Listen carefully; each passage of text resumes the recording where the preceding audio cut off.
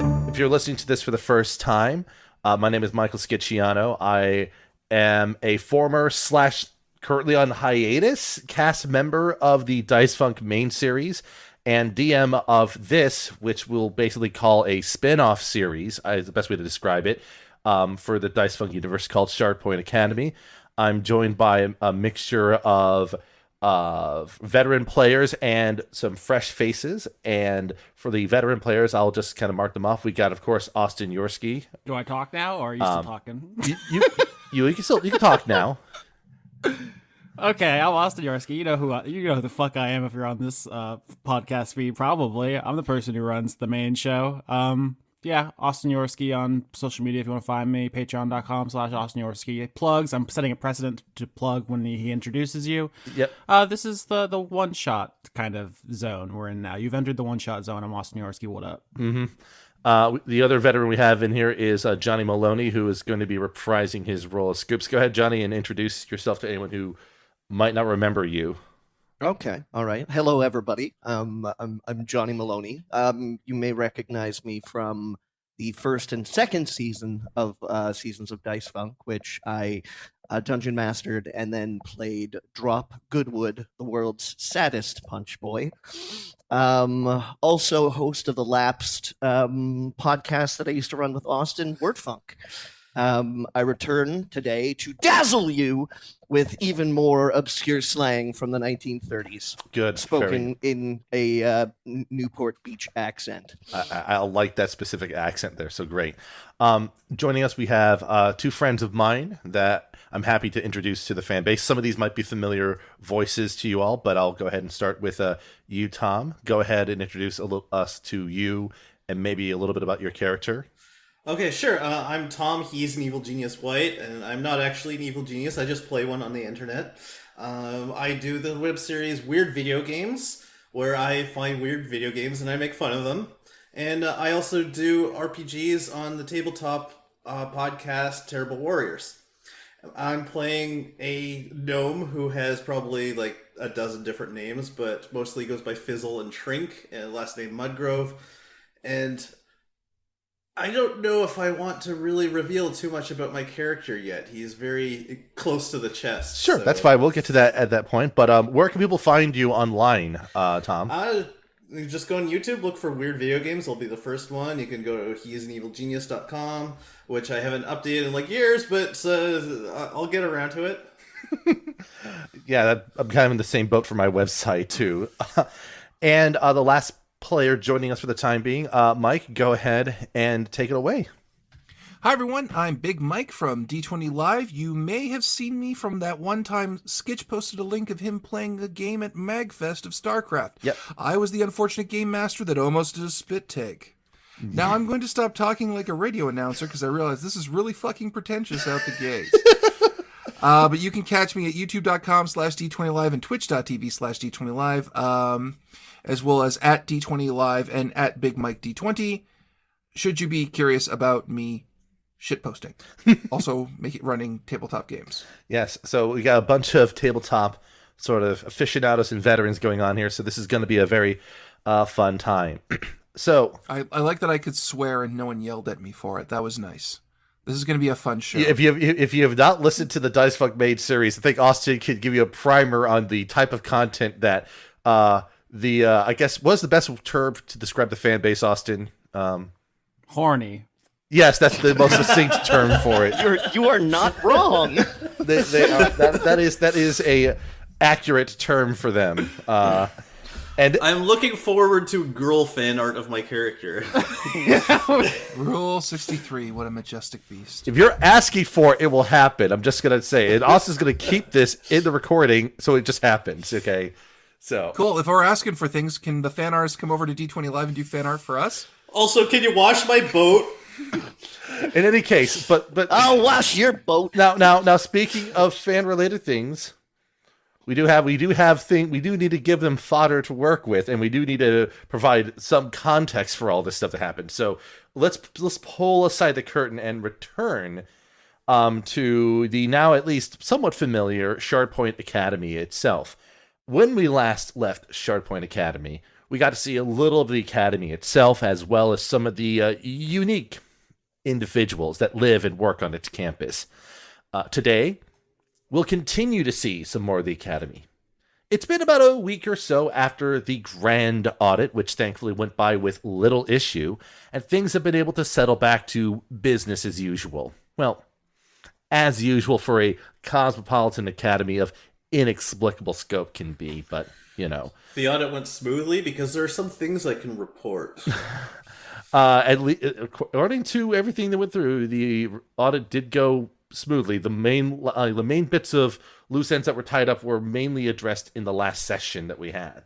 So it seems that another job is going to be asked of some of the faculty of the students at the academy. So let's pull back the curtains and see what happens. To start, we have our four focal characters for today. We have Palanthur Scoops. Hey, what do you know, Jack? Where are you today? Just, it is a regular day of classes and otherwise, but where are you? I'm breezing in the back of the classroom, you know, taking it easy. Which class though? Which class are you in?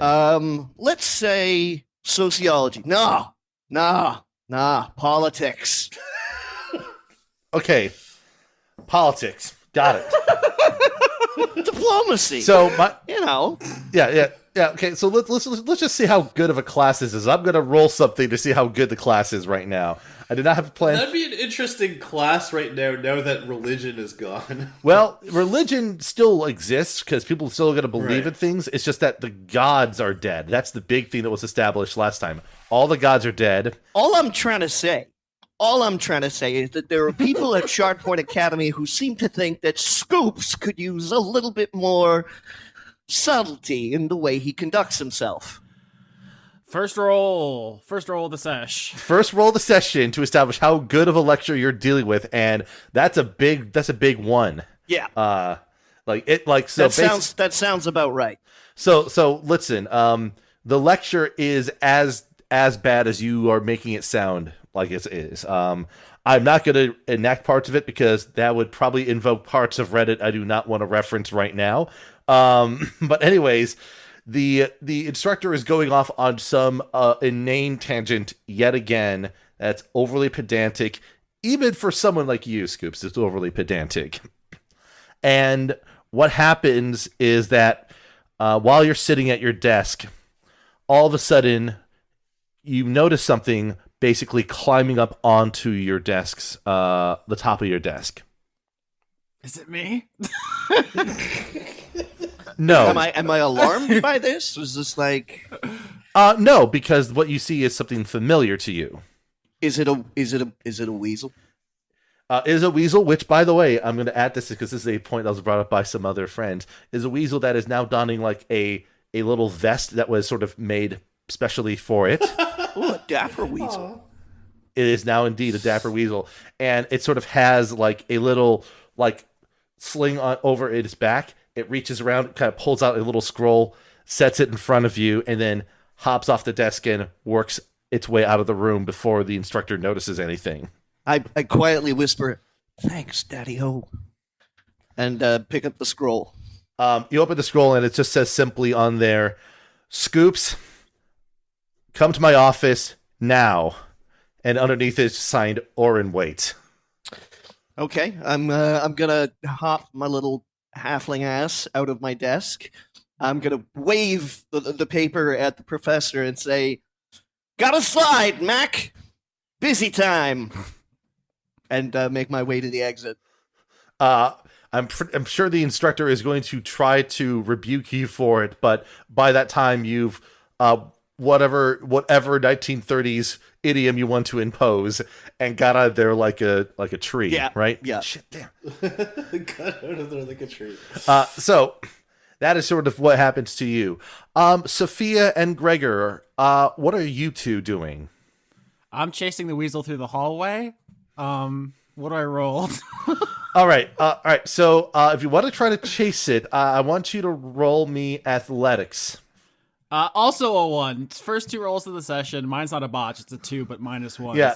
So like here's the thing. You are just not able to quite catch up to it, but because of your inherent speed, you're at least not able to lose sight of it. But what happens is you see it sort of like bounding through the hallway a bit, rounding a corner, and then another corner, and then all of a sudden you see it come up to a door, and it will sort of just tap at it a bit, which will then prompt me to ask, "Hey, Gregor, roll me a perception check." Yes. Well, do I have to make a perception check because I have a passive perception of 19? Oh, that's right. You don't need to roll a perception check in this case. So basically, you're sitting. All right. You're sitting in your office. What are you doing in your office, by the way? I'm currently punching a potted plant. Very good. Very good. I'm interrogating it. What? Wait. What do you teach again? Like, okay, so like I teach outdoorsmanship oh, and survival mm-hmm. in urban and civic and wilderness environments. This is what it says at the top of the syllabus, that entire thing? Yes, that is in fact the class's entire name. Yes. Okay. Just for my own curiosity, what class are you, Gregor? I am a human barbarian, distilled and trained and produced in the Utgard region. Utgard. There's a hard T on the end of that. Very good. Don't forget it. As you explained to the potted plant in its final moments. Yeah, and, you're saying no, you're saying all this to the potted plant. I take as you're punching it. Of course, one must always practice their mimic combat. Very good. So as you do that, you hear over by the door, like very faint tapping, like tapping made by a small creature on your door. As of someone gently rapping? Rapping upon my chamber door, I open the door. Just a weasel, nothing more. Yes, indeed. You see, Actually, that's what I say when I open the door. Just a weasel and nothing more. You see a weasel. Oh no, it's got a vest on. I think that's slightly more than a weasel. Yes, it is a weasel in a vest, and as you sort of look down, it sort of does a little motion, pulls out a scroll from a little like satchel on its back, and sort of like stands up and offers up the scroll to you. I lower myself down on hands and knees and just kind of stare this creature in the eye. Mm-hmm. And I just look at it and I say, Listen here, small one. You are very adorable, but that does not mean you contain any less good meat. I just want you to know that. At this point, tear-assing down the hallway at top speed is a tabaxi who got lost chasing the weasel, is now caught up and is going to fucking dive tackle both of you if you don't get out of the way. No, you see, I'm on the other side of the door frame. Well, not for long. Well, then you're going to get into a hell of a scuffle, sir. It's not my first tangle and tumble. It's ma'am, it's a she. Yes, Sophia Magdalene is a tabaxi, which is an anthropomorphic. Is she a teacher or a student? Is a professor of anthropology. She studies different cultures in the wild, elves, goblins, orcs. That's how I picked up those languages, and also my skill with a bow, because I am an arcane archer. But basically, I'm just a big cat lady, and I was planning to play her as kind of like cool and aloof, but because I, as a human, Austin Yorski, have let's call it a madness associated with mustelids. As soon as the weasel was introduced, the character had a psychotic break. And if you listen to episode 1 of Shardpoint, the character derailment was immediate.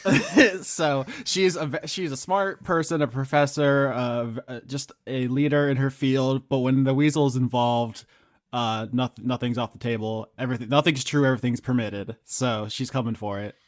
So as she's coming for it, my character looks up and is just like, "Behold, meet a predator. Are you sentient, predator?" Like the weasel looks over at Sophia and like kind of covers his eyes with his paws. Well, this is just adorable now. Bracing for impact. Get down, Gregor! I'm getting him! No, you're not! It's official! We can't kill it! No, I gotta cuddle it. What do I roll to cuddle? Animal handling, one assumes. Yes, animal handling. Let's see, like your first check last time when it came to Jade with the weasel was animal handling, so go ahead. Sophia! Don't come into my office. There's bear traps, which I presume will work on cats. I rolled a 12. Okay, so what happens is that Sophia dives, and ungracefully lands on the ground and slides, but does so with the right trajectory to stop before sliding right into your office, Gregor. And Sophia is able to carefully but eagerly snatch the weasel and cuddle it. Mine, the precious. Oh, I see. This was not for predatory purposes. You just found it adorable. Why are you hissing at me, Sophia? Stay away from my weasel.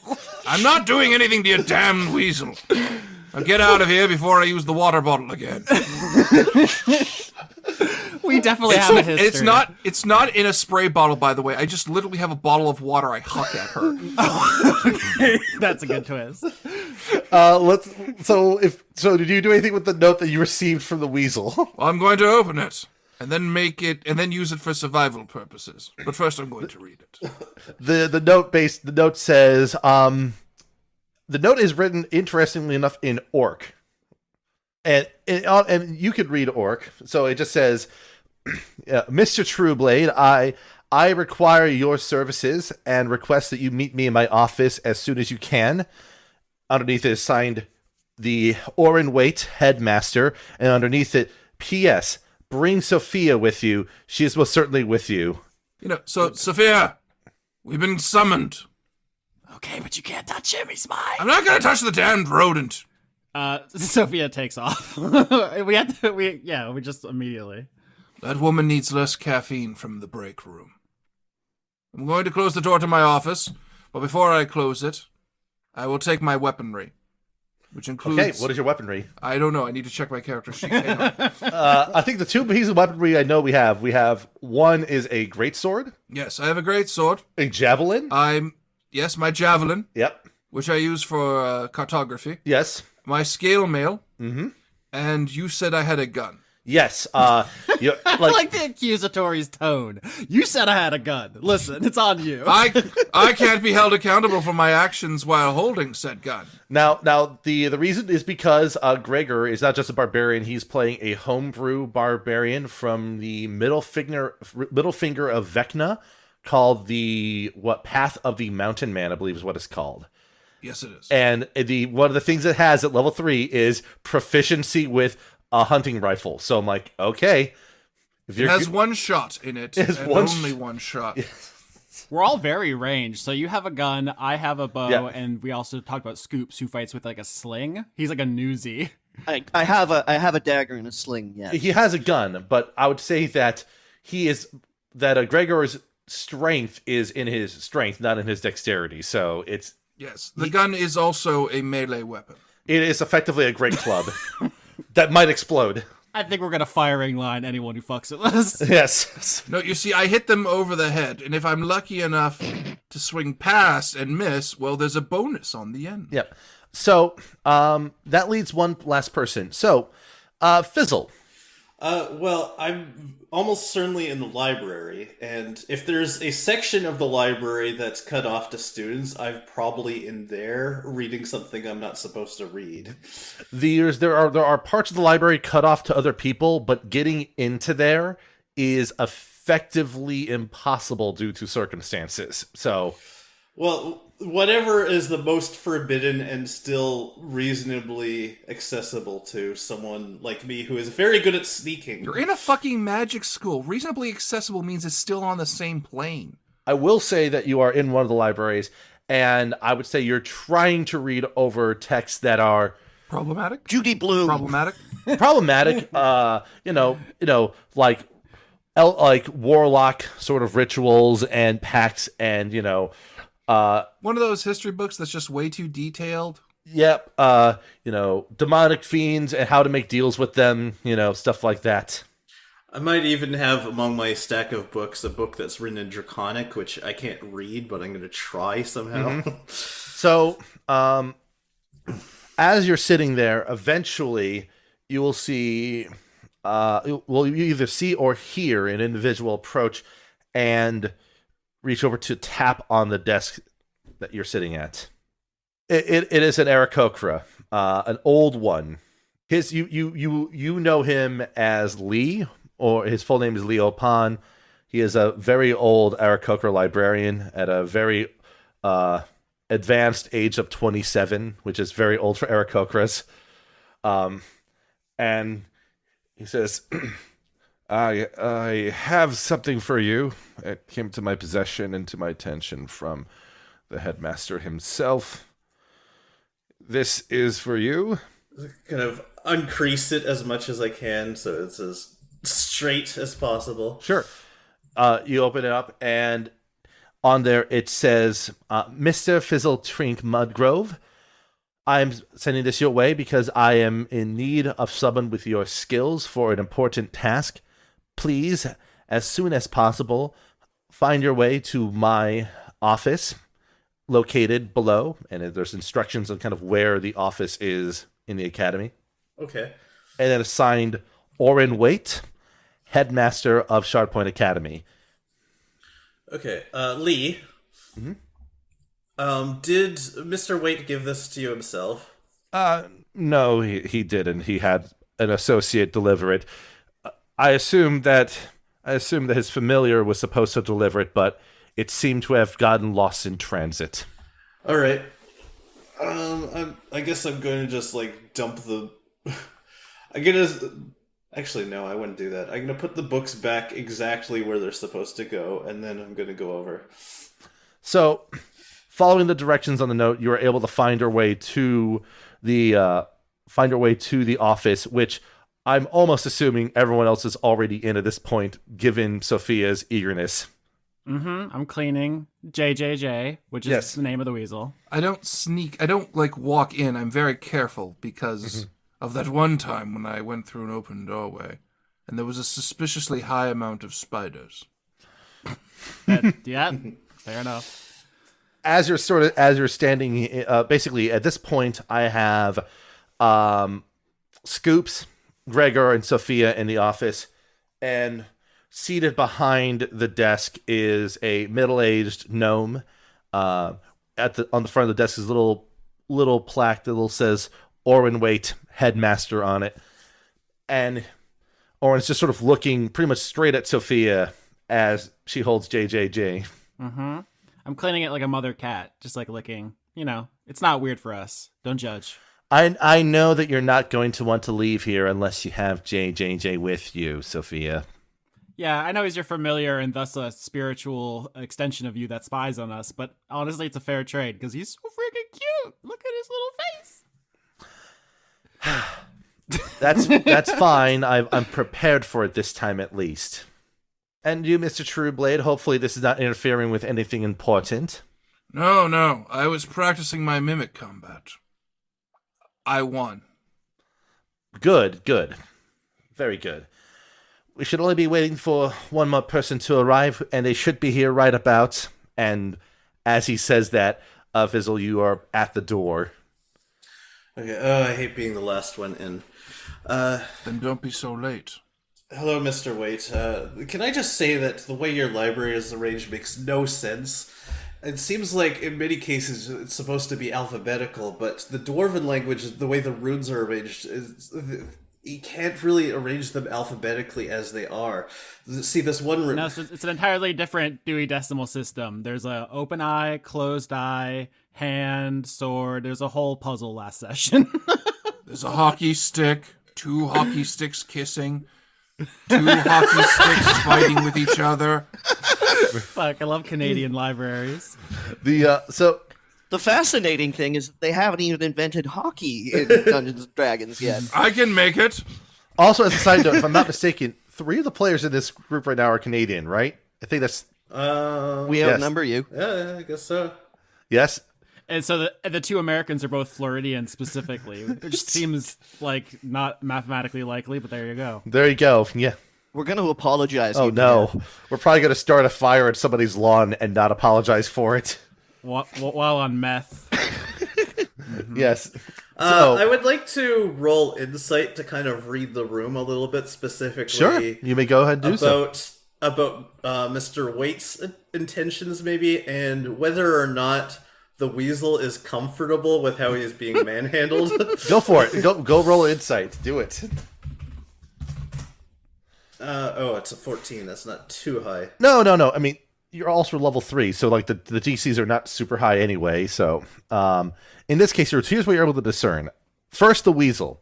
The weasel has accepted his fate. All right. He knows he's not in danger. I will die to protect this weasel. You know, you also see that the weasel does in fact have a nice little, well-made little silk vest with the letters JJJ like monogrammed on the front. Does the vest have a little breast pocket? Yes. And if so, is there a pocket square Yes. in that breast pocket? Yes, there is. Is it filled with snacks? No. Oh.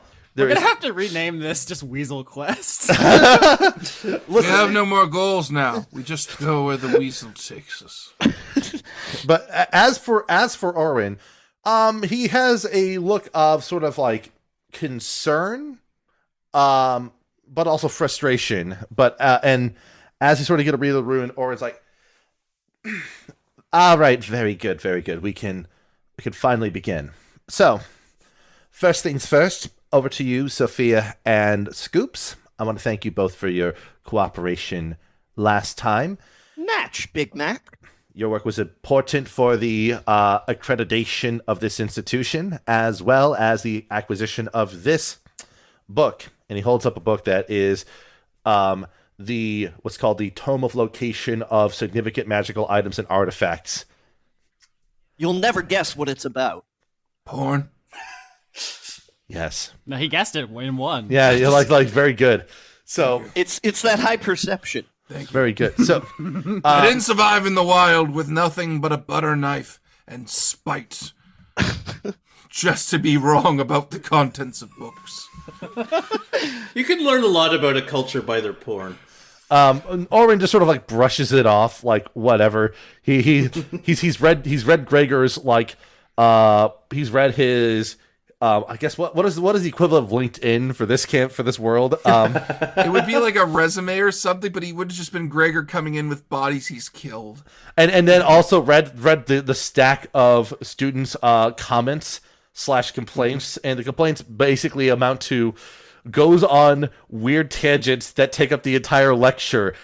However, the tangents are very fascinating, and even though I didn't learn what I wanted to learn, I still left the class happy. I learned something. Question mark? I think LinkedIn would still be called LinkedIn, but it would be like an actual like chainmail. Yeah. Yeah, chainmail LinkedIn. Or like a really big chain hanging above an office, and you just chisel your things into it in like a huge link. And then when the giants attack, you use it to trip them. Yes. Very good. Yeah. So okay, Mr. Exposition, what up, dog? all right. So yes, I was browsing through, and I came across one item that was of particular interest to me.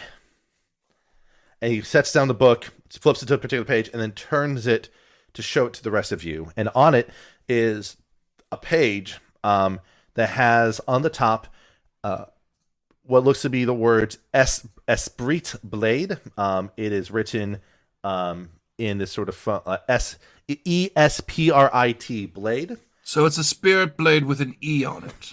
It's a sprite blade with the E at the beginning instead of the It's end. so tangy and zesty. A sprite like a fairy. It has hot jalapeno flavor. I think you guys are missing the fact that in the 1980s, Esprit was actually a very popular athletic gear, so obviously this is some kind of fashion blade. I've already made up my mind. I'm going to call it the Sprite Blade, and then I'm going to keep referencing the soda Sprite. So sorry if you had another joke you wanted to do. That's mine. What is the significance of this spirit blade with an E on it? It would be Sprit with an E on it if you want it to be that way, but I have literally had the gentlest response out of anyone in this office to the naming of this blade. You should take your victory while you've got it, sir. I was not the one who named this blade. That's just the name it has. Did you have a The chance to revise it? This is an institution of education. This is a book. This is the book that just documents things, sir. It's a hyphen. In any case, It's a hyphen. You can do it. I believe in you. You're the headmaster. Dr. History. Whitewash it. Do it. I haven't even got done describing what the page has You invited on me, it. Skitch. You knew what this fucking Pandora's box was.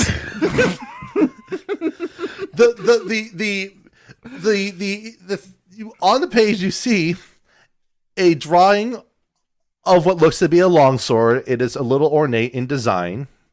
But the more notable things on the page opposing from, on the opposite page on the same sort of spread, is sort of a map that draws itself, showing a region of the world and then a marking appearing in red ink on the page. I see the E is for long. Excuse me? This is the nature of this particular tome, and why I'm trying to make sure that as few people know about it as possible. Because not only does it document these different items that exist, it also tells you where they've last been active. Up until this point, I've just been casting various prestidigitations to keep myself amused with various glowing things, but now I'm kind of intrigued, and so I'm poofing it out of existence and leaning forward. Active, huh? Yes. What does this malarkey blade do?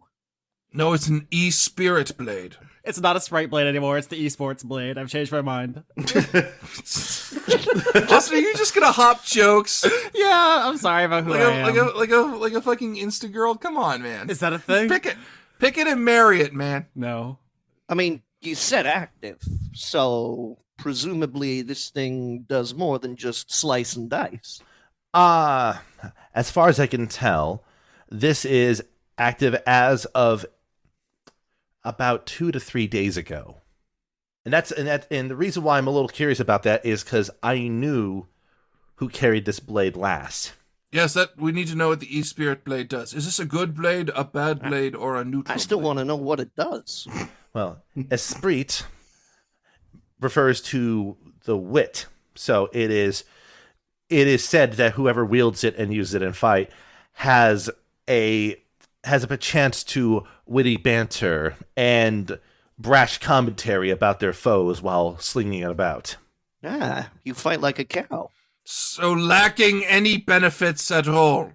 Obviously, sir. You've never been to Melee Island. I have once.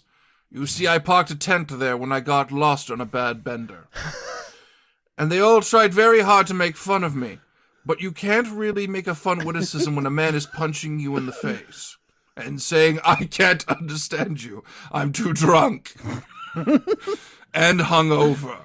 Anyways, Orm will say, I was friends with the person who last wielded that blade, Riley. And I don't know why they would be in this area. So are we saving the person or the blade? Potentially both, as far as I can tell. There's going to be a choice we're going to have to make. I'm going to be honest with you. The priority is the blade? Or the person? The priority is figure out where the blade is. We know that. That's what this fucking book is for. That's where the blade was last active, not where it is currently. Mm-hmm. Have you seen the ratio of smarm use by people? This office has been going at it for like 10 minutes. Listen, Chief, at the rate we're going, this adventure is going to be like 2.5 minutes, so... Just like, realistically, the second this blade is in our hands, it's going to be like a GPS active ping. Right, which will then allow me to know to contact you to bring it back if that is the situation. But for the time being, what I'm asking you to do is to find out where it is, find out who has it. If it's Riley, no big deal. If it's someone else, I would like for you to recover it and bring it here. I'm in. Do they need to be alive? Preferably, dead bodies might be a bad thing if it gets traced back to the school. A real survivalist never leaves a body. That's just parts you're not using. I'm going to act like I did not hear that by obligation. You can listen to me. This reminds me of the time I was beneath the underwater depths and needed to make myself an aquatic device so that I would not drown. And then lo, a passing merfolk. Thankfully, the merfolk are inherently assholes, and they were already trying to kill me. But that didn't stop me from stripping off my clothing to confuse them, also to give myself better swimming ability. And then I realized that in the water, you can poop and it'll just go in a weird way, which confused the merfolk even further. I walk out of the room. How are we getting there quickly? Well, fortunately, the location that you're given is a ports is a coastal city called Westport, which is honestly Is it in the west? even by this place is located in the western region of the continent that it's on. It's in a there is a country called Lion Hill, which is the western part of the continent. To the east is a desert country, basically called the Valentine Desert, I think is what it's called, Austin, right? Mm-hmm. And where you're towards the west in a canyon system. And so if you were to follow the canyon north, it will drop you off towards closer to where the coast is. And you follow on the coast, you could get to Westport in about a day's travel pretty easily by foot. Well, let's see. So Let me look over what I have. Well, I have caltrops, so I have that. Oh yeah, I mean, I know you're pretty kitted out. Yeah, we haven't really engaged with Fizzle Trink Mudgrove very much. Mm-hmm. I was gonna say, like, that's what the next section I was planning on having. Basically, is like you have this day to travel from the school over to Westport to begin your search for this esport blade, or whatever you want to call it. Mm-hmm, the esports blade. It competes at Dota, but its real passion is StarCraft. Yeah, StarCraft 2, as I recall. It has strong opinions on StarCraft 2, specifically Heart of the Swarm. Anyway, so Fizzle, tell me about yourself. I see you're a gnome. Are you shady like the one who just gave us this job, or are you like a different kind of gnome? Trink, please. Only my father calls me Fizzle, and I'm reasonably sure you're not my father. You never know. If anyone in this room is possibly my father, it would be Ordwait, because he's also a gnome, which I don't think is likely, but... And I kind of stare at him suspiciously. Oh, I'm sorry. Are you the genetist? Are you the genetics professor? Scoops is furiously scribbling in a notebook, kind of like head down, periodically looking up, and eyes kind of like darting left and right. I'm rolling insight because I want to know what Sophia is getting at. Partially, it's just getting to know you, because I don't really know you. You're just a random student at the academy. But also, specifically, why did he send you? Because he sent 2 teachers who are like, authoritative and good in combat, and he sent Scoops because you're the person who knows how to do stuff. You solved the puzzle. He just wants me out of the school. That too. But yeah, like, what's up with you? Are you good at something? You just look like a little gnome. You don't appear to be extremely useful on first glance, although I've seen your character sheet. So that's awfully presumptuous. Apparently, gnomes can't do things. This is not a race thing. It's just you're small. Look, both the teachers, Gregor and I, are medium humanoids, and both the students, Trink and Scoops, are tiny. You shouldn't underestimate the value of the small. You can get into places that are not conventionally easy to get into. For example, while battling a giant one time, I found it incredibly easy to climb up it.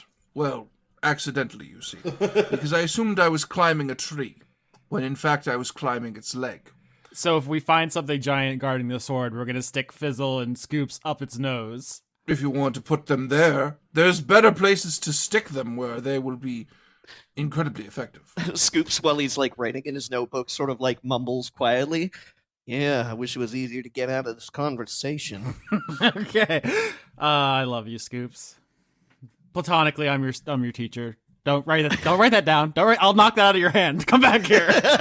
So Trink. So, do you have any inclination about why you might have been chosen to go along with this little excursion here, or do you want me to fill in what might be the case? Well, I think my track record speaks for itself. Well, no one knows your track record. That's the thing. That is really the chief You're problem. good at it, dude. That's why we don't know. Well, I'm not sure why I need to explain myself to the folks that are traveling with me. They're not the ones who picked me. Scoops turns around and looks at Trink and says, "Listen, pal, if you and I are going to be in a dust-up, I need to know that I can count on you. So do us a favor and just spill the beans a bit." Okay, well, where do I begin? I'm good at seeking into things, apparently, which the good professor already filled you in on. I'm very small. I can get into things. I'm very good at getting access to places I'm not supposed to get access to. I'm good at stabbing things. Now that is a skill I can get behind. Crime. I can cast spells, and I'm going to use Mage Hand to snatch something off him to demonstrate. All right, I'm holding my pen and notepad, like, right in front of me. Right. One of Scoops' things is that he feels like the guide to the realm is a little outdated and it needs to be rewritten. So Right. I want to snatch something from Sophia, though, since she's the one grilling me.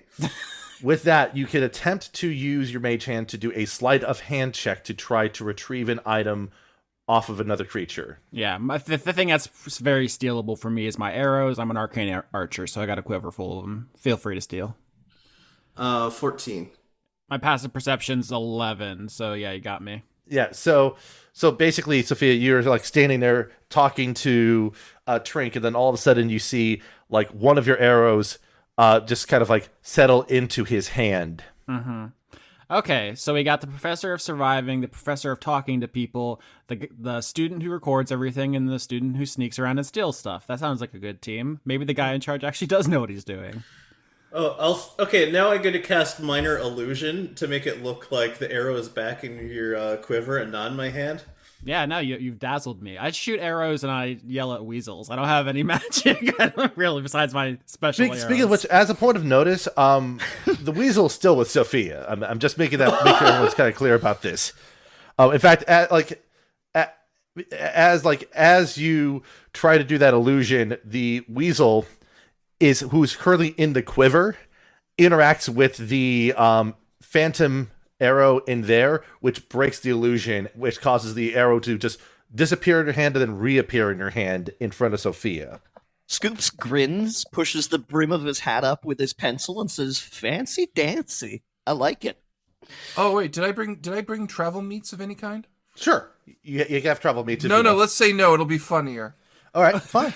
We gotta go to a ye old Arby's to get the travel meats. Roll to find out if there are travel meats. No. I just literally, you just see Gregor just patting himself and be like, "I'll be right back," and he literally just walks off the path and into the trees.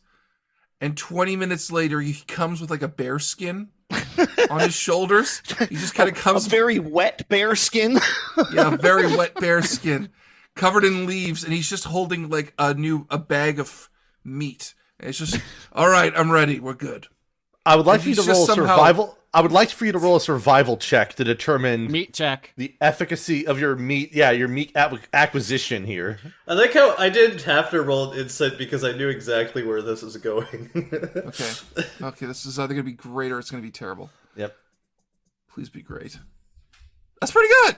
Yeah, that's good. Yeah, I mean, so like That's here's a the thing. decent meat check. Yeah. Like that was. So what was that result? What was the result you rolled? 15 total. To go into the woods, literally come right back out because the group is walking at a certain pace. Somehow I walked into the woods, walked right back out to meet them as if I'd kept their pace the entire time, with meat and just leaves in my hair. It was a drive-by meeting. Yeah. So you see.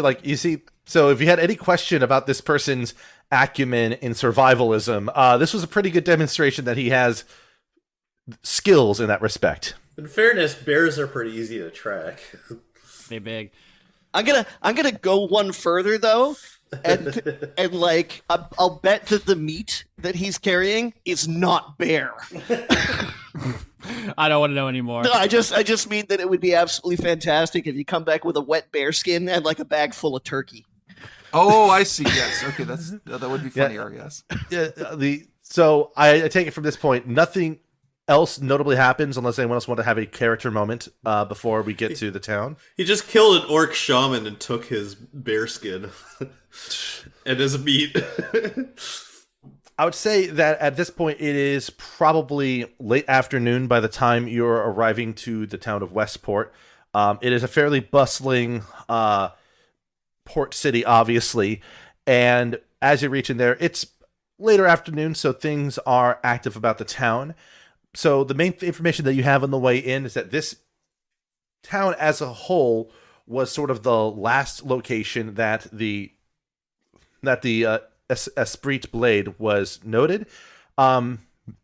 If you wanted to discern a more specific location based on what the map was earlier, I can grant you anyone an investigation check effectively, or if you have cartographer tools proficiency, you could use that to as proficiency with intelligence to try to discern a more specific location.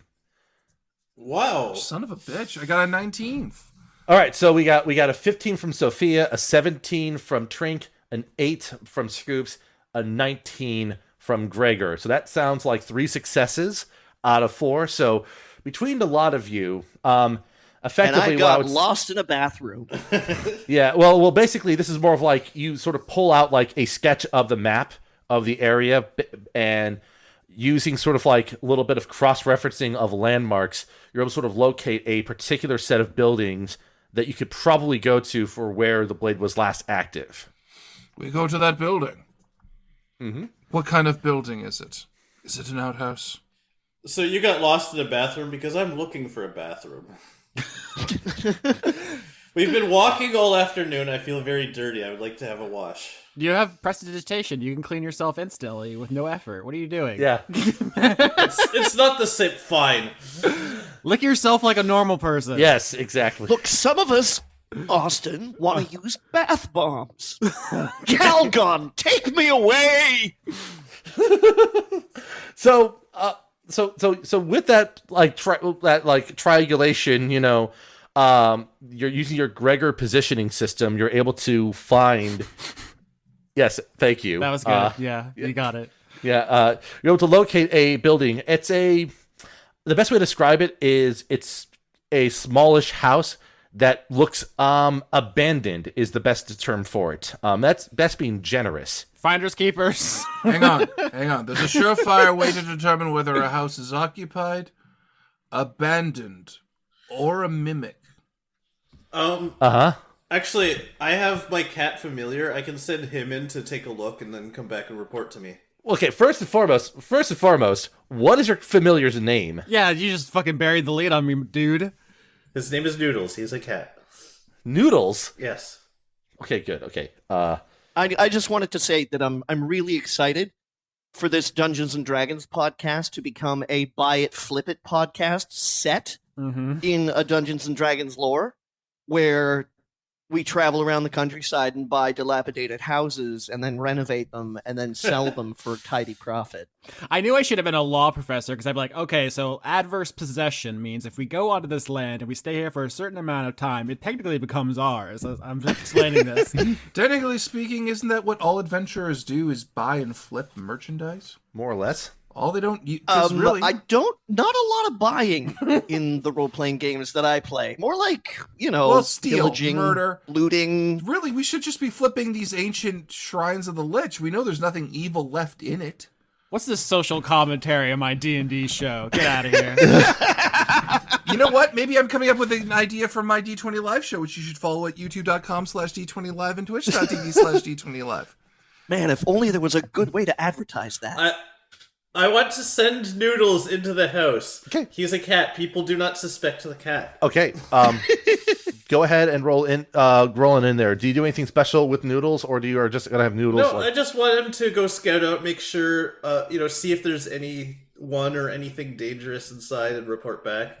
Skitch, can I investigate the exterior of the house? Just give it a walk around and see if there's anything, Austin, what were you gonna ask too? I would say, as soon as you summon a cat, I think my cat is going... I mean, I'm a cat. I'm going to react to that. But go ahead and make your rolls before I do that. That's a 22 on investigation roll right there. The cat doesn't see a whole lot, I'm guessing, because I rolled an 8. It's a cat. It has keen smell. It has advantage on checks that rely on smell. Right. So go ahead and make that roll with advantage.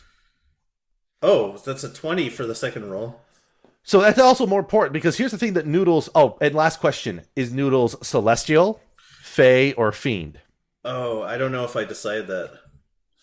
You have to. All cats are fiends. All cats are fiends. You know this. I'd say fey. JJJ will just pat on your head with both of his paws. Meanwhile, Sophia. Yeah. I mean, as soon as you summon a cat, Sophia bristles a little bit, and she's just like... Oh, is that how it is? I see. We brought another cat. Well, I don't feel that niche. Is that what this is about? And JJJ attempts to comfort you. Should JJJ roll animal handling on you? Yes, handle me. I need to be handled. Well, wait. I'm just going to make a point here. Roll it. Just let's see here. It actually has a bonus to the check, by the way. What? All right, let's see here. This is the So is the weasel legitimately rolling handle person? 17. That is a comforting weasel. So basically, like this weasel like pokes out from the quiver on the back of Sophia, and just sort of like pats at her head. Okay. Explosive pause. I don't start shit with the other cat. All right. So now, what Noodles discerns from inside the building is something very important. It doesn't smell anyone. It doesn't smell the presence of any person in the building. So it is a construct or a mimic. So, anyways, outside, what Scoops is able to determine is that this place was abandoned, was basically like recently used, but like it was abandoned in such a way where like a window was left open, the door wasn't locked. It's like someone left in a hurry for some reason. Now, just asking a question. Does the recent use show signs of like somebody having like lived in the house for a long time, or like squatters or something? It looks like someone actually lived here. Like, it's not an impressive house. It's a very basic house. In fact, it amounts to like 2 rooms and like a area for like a kitchen, and then in the back there's an outhouse. For those that care about outhouses, there is one in the back. But the point is, sometimes you need to hide a body. I mean,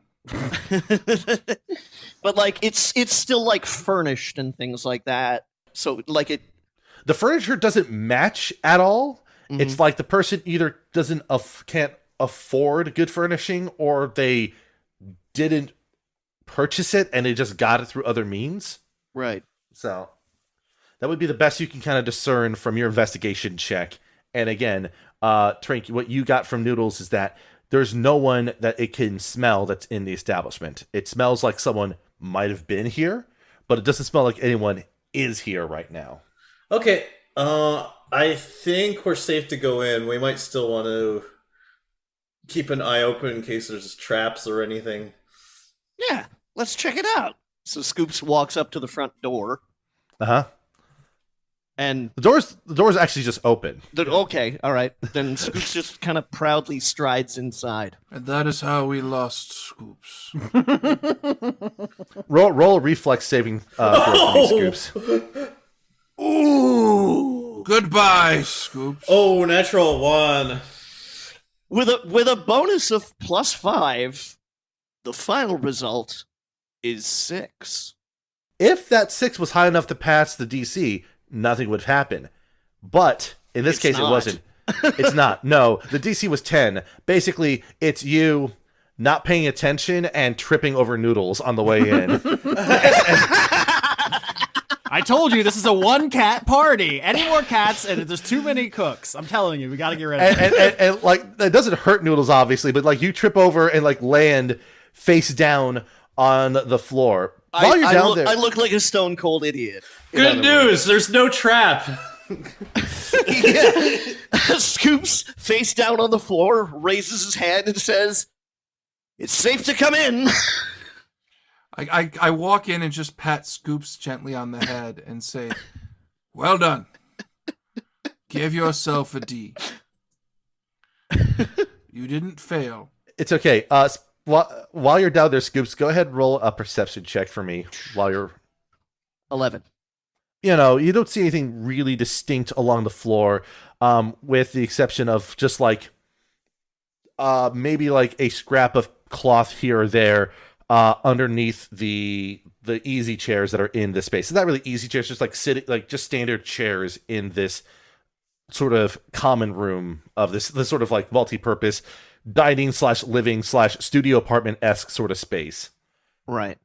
For anyone else who wants to sort of kind of case over the joint, if you want to just see details, perception, if you want to try to discern what might have happened here, investigation. Oh, I botched. Did a big botch.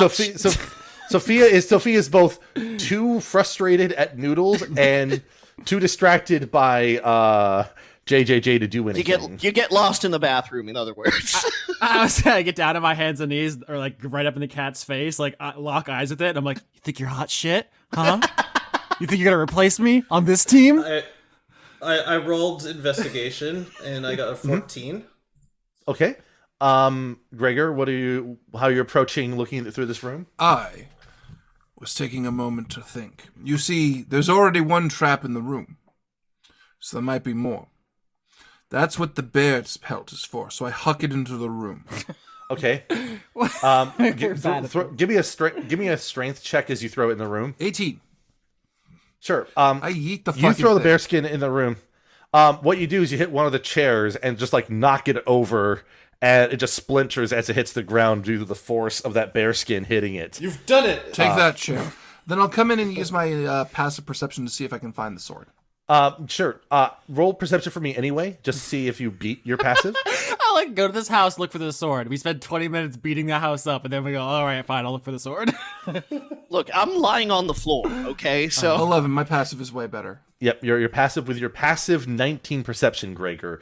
What you notice in the area is that on the chair that you knocked over, there is sort of like a patch of cloth on the floor, and on there is sort of like a little, what looks to be like a little design of sorts on the cloth. I examine the cloth. It looks like a shark fin. The sharks have the sword. uh-oh. Well, let's remove the cloth and see if there's anything underneath it. Nothing underneath it. It looks like it was torn off at some point. Oh, so it's not like a throne rug. This is actually like a fabric of someone's cloak or some shit. It's like a piece of somebody's like shirt that was torn off. Does anyone know what a shark's fin means? I'm not hip to slang. Sorry, did I find anything out from my investigation? In your reading of books in the library, you came across basically like records of various criminal organizations. And one of them, which is actually regional, is a bandit group that seems to operate along the coast as a whole, and their name is the Shark Fins, with their sort of calling being that little shark sort of icon. Oh, so they're not actually fish people. That's just their gang name. Yes. It's time we go beat up some youths. I love to beat up Utes. Utes. All right, Scoops is finally going to pick himself up off the floor. He's just the whole time down there. Just eating humble pie, face down, tripped over a cat, was just like, I just have to eat this moment. The only other things you can find out about here is a piece of paper that has some instructions written on it. It seems to be like some standard request to sort of like do something or to meet us at so-and-so location. And it's addressed to a person by the name of Edmund. I'm going to check the kitchen for something. You can check the kitchen. What do you want to look for? Any kind of cooking oil or alcohol. There is no oil in the kitchen.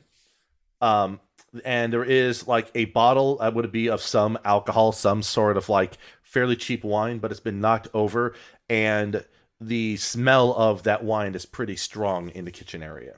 Is there still like wine in the alcohol bottle? About 50 milliliters at most. What am I gonna do with like half a bottle, a fourth a bottle? Why does the Canadian not know milliliters? Because he's a goddamn librarian. Now, so I'm just gonna take that wine bottle and a rag. Oh yeah, what idea could you possibly have with a bottle of alcohol and a rag? That's like a shot glass of wine. It's not the point. Anyway, it's an advanced interrogation technique. So the location that you find is a place called the Salted Cod, Which is a good thing to do for cod. So what kind of place is it? Just like a cod factory? The Salted Cod is just the name of a tavern that is located within Westport, near the docks. I just walk in. Where the cod at? Give me a cod piece. So, wait, okay, we're gonna cut. Okay, anyways, you all use Utes to reference my cousin Vinny. make your way over to this tavern called the Salted Cod, and it's reasonably busy. It's not like there's not boisterous or anything, but there's activity there. All right, walk up to the bartender and say, "We're looking for some criminals from whomst to buy some drugs." Okay, I've actually spent time on the street. Maybe you should let me do the talking. That was my plan. So Sophia, roll me a persuasion to see how smoothly this goes over with the bartender. I have -1. I'm not charismatic. I am poorly socialized. 4. The half orc of a bartender just sort of looks at you as like, what? Okay. Someone stop me before I kill again. Here. I've got this. I have this. I take a rag out. I just start soaking it the wine a little bit with the wine bottle, and I start pushing it into the head of the wine bottle. Okay. And then I grab my flint and tinder kit, and I light it. Barman! Where is Ed? What was the name again on the note? Edmund? Edmund? Okay, good, I got it right. Where's Edmund? All right, so session 2, the gang gets killed by the city guard. Love it. No. Go ahead and roll intimidation. Oh God. 12.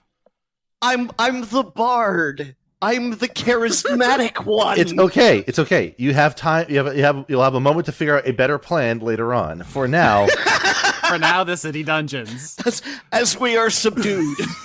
for now, like the barkeep just sort of like stares at you, like completely unfazed by you threatening to burn down the establishment. Yeah. I don't know. You should probably ask those fellows over there.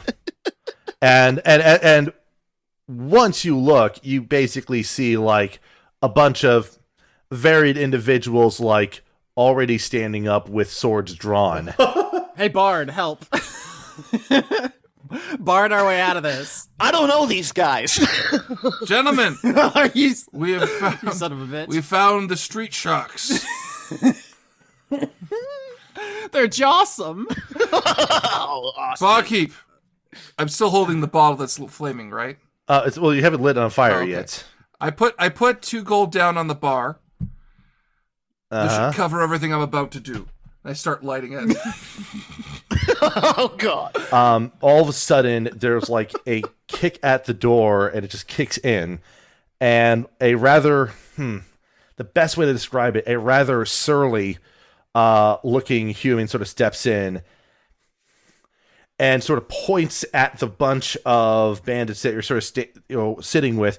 It's like, what are a lot of you just doing lazing about here? Hi, is that your boss? So that comes, he kicks in the door. He sort of points to everyone else, not you, but it's sort of like he sort of asserts like, what are they doing?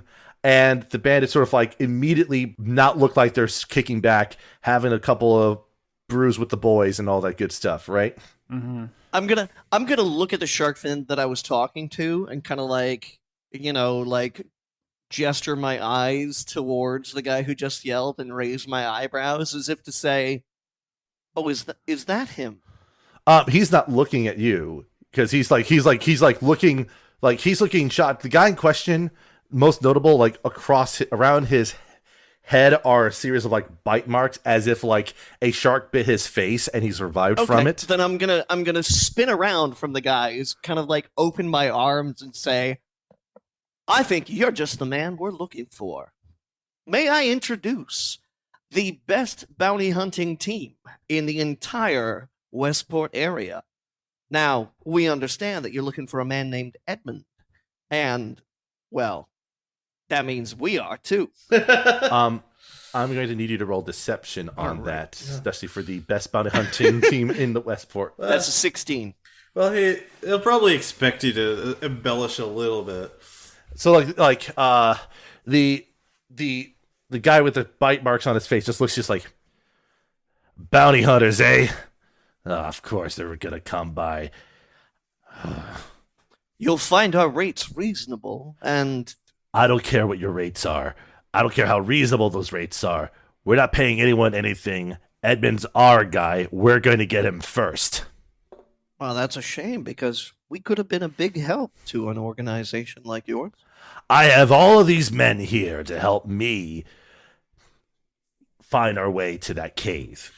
I don't think I need you. Wait, what? Look, just guys, just I think I'm reading something in his thieves' kit. let him spill the beans. Come on. I rolled on the side for his insight, and he rolled a natural 1. Nice. So I'm playing that as if he has sort of been caught in a loop via, Scoops' little banter to blurt out things he probably shouldn't have. Yeah, so let him keep doing it. Mm-hmm. Please continue, Skitch. So I'm going to resume what he said before. It's like, I don't care how reasonable your rates are. I have all of these men here to help me find that cave and get Edmund back. And how's that working out for you so far? We were just about to head over there. So, if you will excuse me and my men have a meeting to convene on. Okay, so we're gonna tail these dudes and then jump the sword. You bet your fucking ass we are. No, I thought we would just, pack them a lunch. I can send Noodle to follow them and have him come back and tell us where they went. Well, by that point in time, it may be too late, so it may be good to have Noodle follow them and then have us follow Noodle at a safe distance. Do we still have the ferret? We could get like a really good relay going. Mm-hmm. Then we put the ferret on the cat, and we put the cat on a dog, and put the dog on a horse, and we just... And then I'm gonna swallow the fly, and then I'll die. So with that, basically, you've been able to sort of kind of relay that, and as you're sort of thinking about how to tail them, the bandits that are in the room sort of party up with the captain and just sort of walking on out into the city. Stealth maybe? But I mean, if we keep it far enough distance, they're not going to notice us, because we send the cat out first, and then For Noodles, I would like for you to roll a let me double check here. I would like for you to roll a stealth check for Noodles. Okay, that's +4, so I got 14. Noodles does not seem to, from Noodles' perspective, when it communicates back to you, it does not seem to notice them noticing. Is it a him or a her? Him. Okay, it does not notice them noticing him. Okay. As they, and it is able to sort of give you all sort of a bit of a kitty beacon of sort to follow. Okay. Maybe I'll go next. I have +5 to stealth, so. Oh no! You're gonna do a team stealth. Okay. So you're all gonna be rolling collectively, with respect. So I already have, I already have my number on the side for what they will be potentially noticing here. 23. 7. Uh-huh. Wait, how does everyone have +5 to stealth? Cat. I'm a cat. I'm a 16 dexterity bard. How did the rogue get the worst roll? Statistics. So none of you seem to notice the individuals. You don't seem to notice the little crowd in front of you noticing you. They're only about 200 feet away at most, and so that's still within eyesight, because that's not even a football field length, Canadian or American football for that matter. So Thank you for including us, Skitch. listen, CFL is very fun. I'm going to say that. Anyways, so you're able to kind of work your way out of the entire city. In fact, this is outside of Westport and kind of into the wilderness surrounding it. Westport is a bit of an industrious city, because gunpowder exists. People have found ways to burn things for Fun. For industry purposes. Yep. Fun and industry, and there's a small set of hills nearby the city that are sort of covered in a little bit of ash and soot almost. They're darker in color, and It used to be a mountain, now it's a series of hills. so as you're able to tail effectively, there is a point where Noodle sort of stops as the men that it's tailing sort of advance forward, and as it stops, you're able to approach.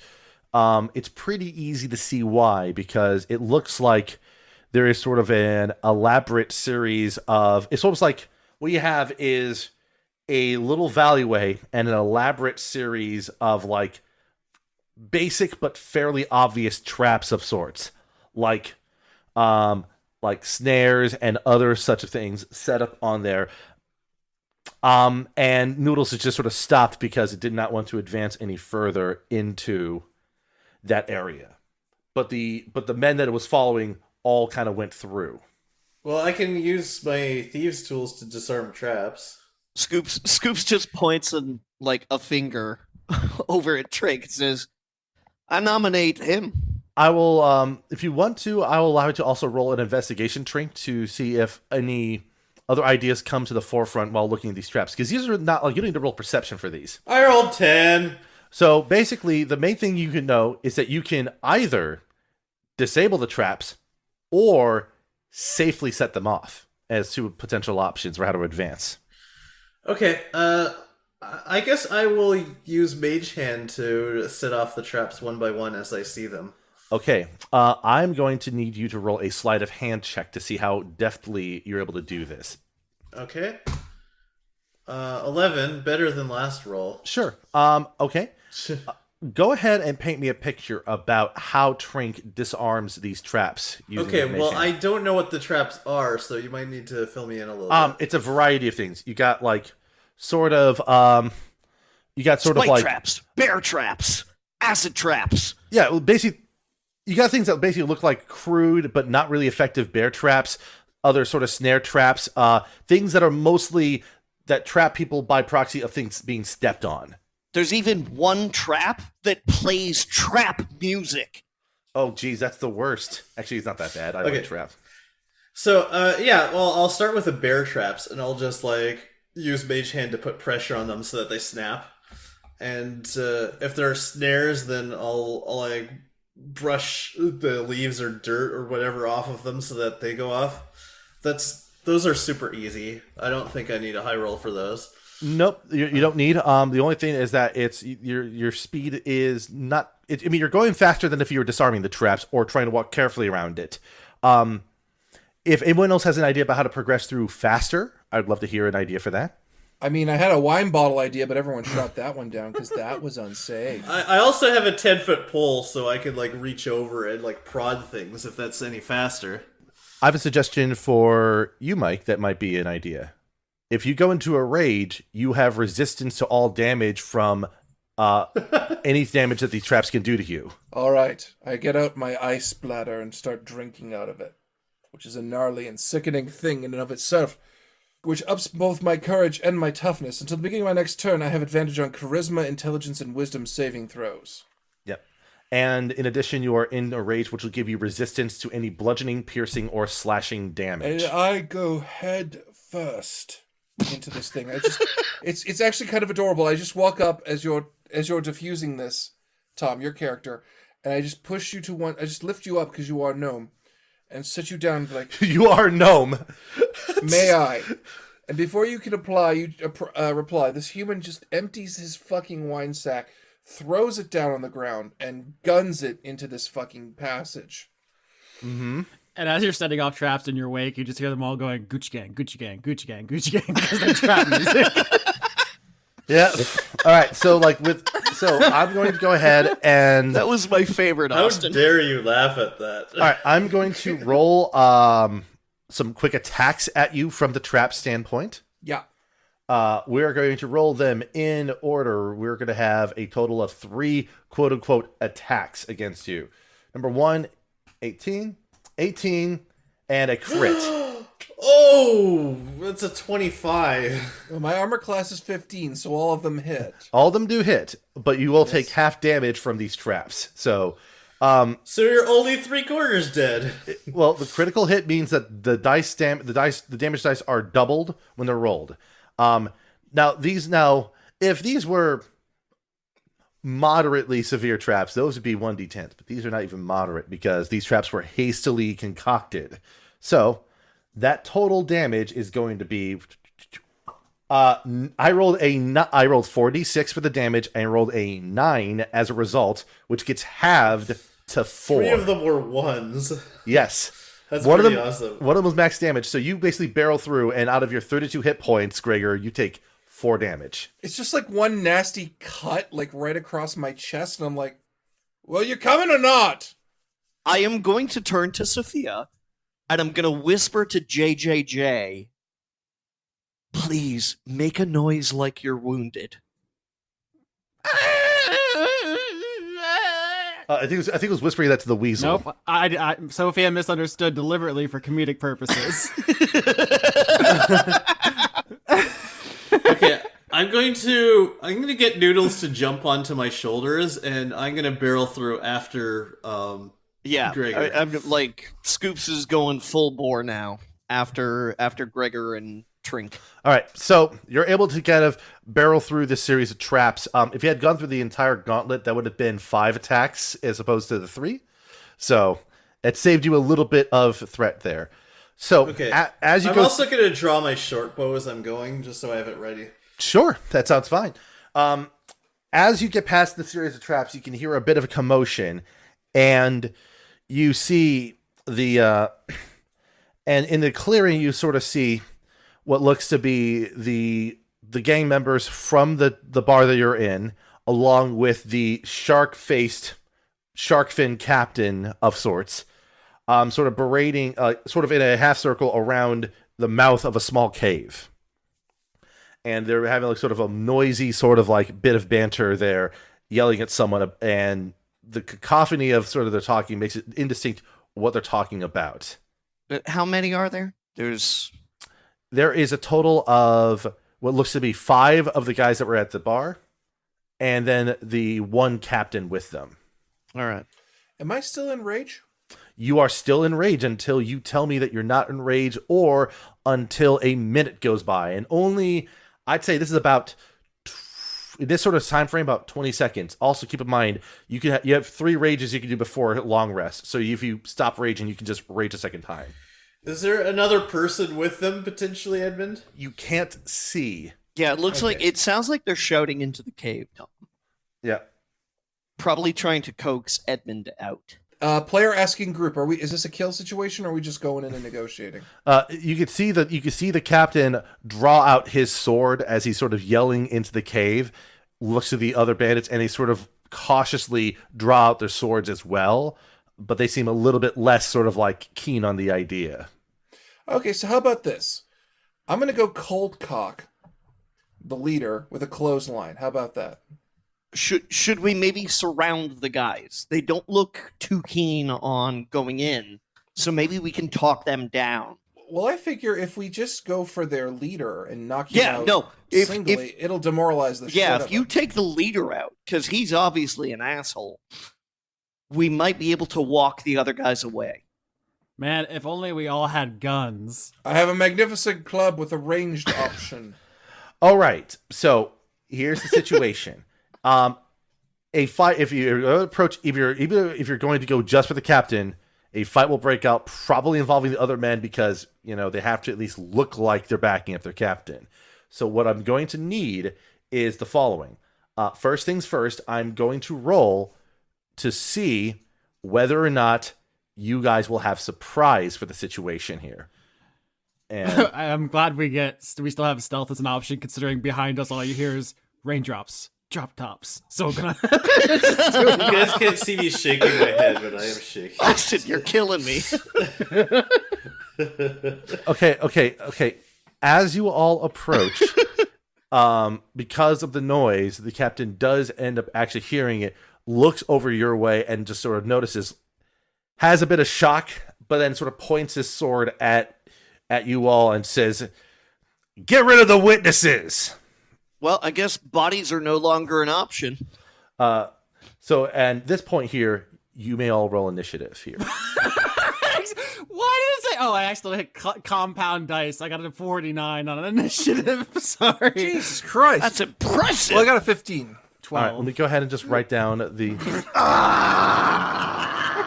All right. 5 with an addition of +4. What? That the captain has initiative. The captain rolled a 23. Skitch, who did you pay at roll 20? So, and then we got Scoops at the bottom of the initiative there. Because I'm a winner. So no one is surprised, and the fight will break out. So here is how it will start off. The captain will sort of like point his sword and sort of like run at you all ahead of the bandits, who then follow suit, creating sort of like a line of the captain and then the 5 bandits alongside. That is their turns. That will be next. Will be Gregor is up, and then Sophia, you will be next. Cool. In no way has my clothesline plan changed in any way, shape, or form. You'd be better off doing a clothesliner using your great sword and hitting with the flat side of it, because you're not proficient with unarmed strike. Cool. Let's go with that.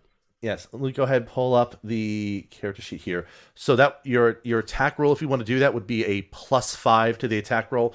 And all right, 1, 2, 3, 4, 5. I miss Pathfinder. 8. You kind of hit up against him, but he pushes back against you, and you are not able to kind of successfully apply the clothesline, but you are basically engaged with the captain and will probably prevent from making any further progress. Okay. And also your rage is still active at this time.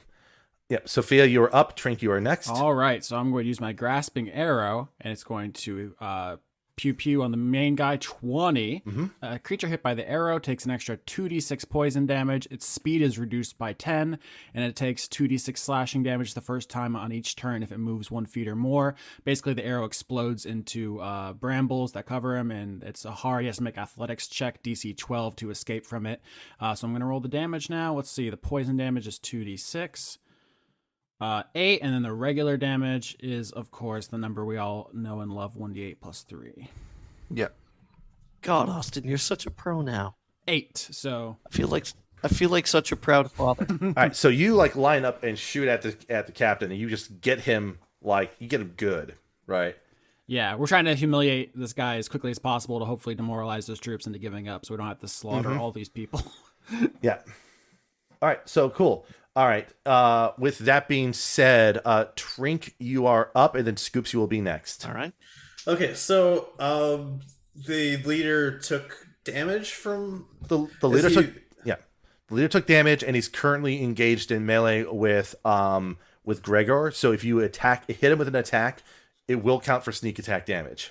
Okay, so I'm gonna roll that. I'm firing an arrow at his head. Okay. What is with the rolls I'm getting tonight? Okay, I got 10.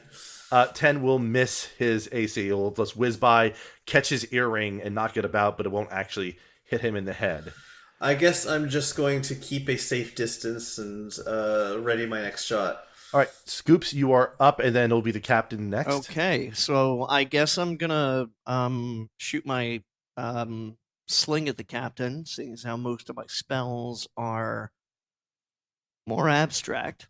Right. So you can grant somebody Bardic Inspiration as a bonus action, and you have the cutting words feature as a reaction that you can use. So if you want to use a sling, go ahead and make that attack. I think I will. So that's 13. Disappointing. That will unfortunately miss the captain. It barely misses him. Right. Okay, then I'm gonna Bardic Inspiration one of my compadres that I'm next to. Who has the better attack roll, Austin or Tom? Cast it on Austin, because I had an idea for what I'm gonna do next turn. Okay. All right. So Sophia, you have Bardic Inspiration for the next 10 minutes, which will be a bonus 1d6 on a thing of your choice, either an ability check, attack roll, or saving throw. Dope. It is the captain's turn. The captain is now engaged in a bit of a scrum with Gregor. He is going to attack. He's going to try to attack him twice. He's going to attack. Actually, no, I'm sorry. He's going to try to attack 3 times. Because he has a multi-attack that is 3 attacks, 2 with a scimitar and 1 with a dagger.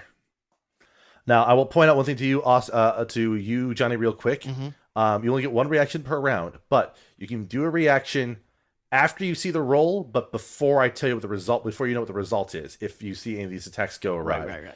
So first attack against Gregor, it's a 24. Ooh. Ooh.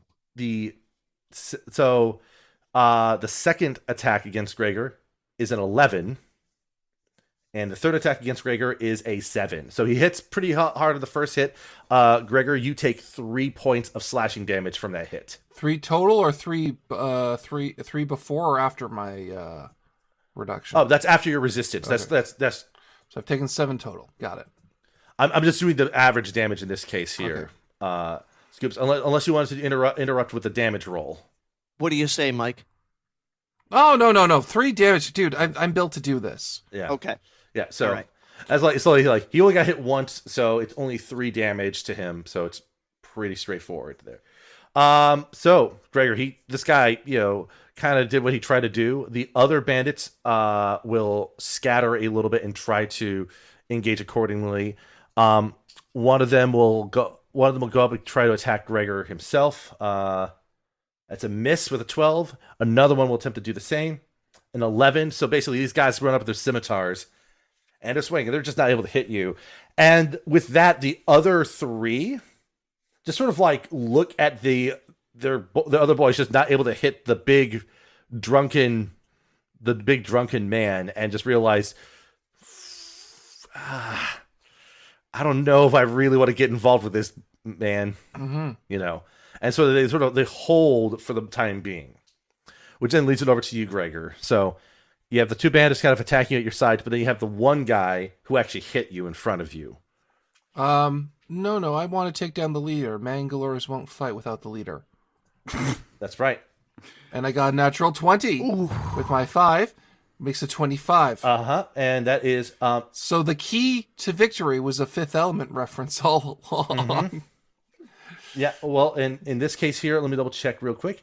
So you rolled a crit with your greatsword. That means you roll 4d6 plus 5 is your damage. It's going to be a... Let's see how this goes. 4d6 plus 5 gets me 22 damage. Oh, fuck off, you little one. 22 damage. Well, that's still pretty good, right? Yeah. Like you hit him so hard, like You got 2 6s and you're complaining about the one. That's organ damage right there. Yeah. So just like you just smack him and he just sort of like gets a bit woozy from that. Yeah. And he's like, you salt of the sea. I don't understand that statement. Oh, damn, I just realized I forgot to get a cod at the back of the cod store. Fuck. All right, Sophia, it is your turn. All right, I say Lilu multipass. What was it? Corbin Dallas multipass. Wow. 25. Damn, these Fifth Element really work. What the hell? All right, so is there anything special with that arrow that you're shooting? No, that was just a normal one. That was a normie. Okay, so cool. So you hit with that. 7 damage. Cool. You do 7 damage, and the captain definitely looks a bit roughed up. You're still alive? He's still alive. Someone give me another one. I can action surge. Yes, you can do an action surge. That is correct. You also have one more use of your arcane shot if you want. I do, but I want to say human popsicle. Guys, I need some more Fifth Element references, please. Gary Oldman with a plastic bowl on his head. I accidentally double-clicked and I botched. All right. With that, My reference will just be Chris Tucker screaming. all right. I want you to roll d20. Hey, Mike, high or low? Low. Oops, I just did it. Okay. Okay. Fuck it.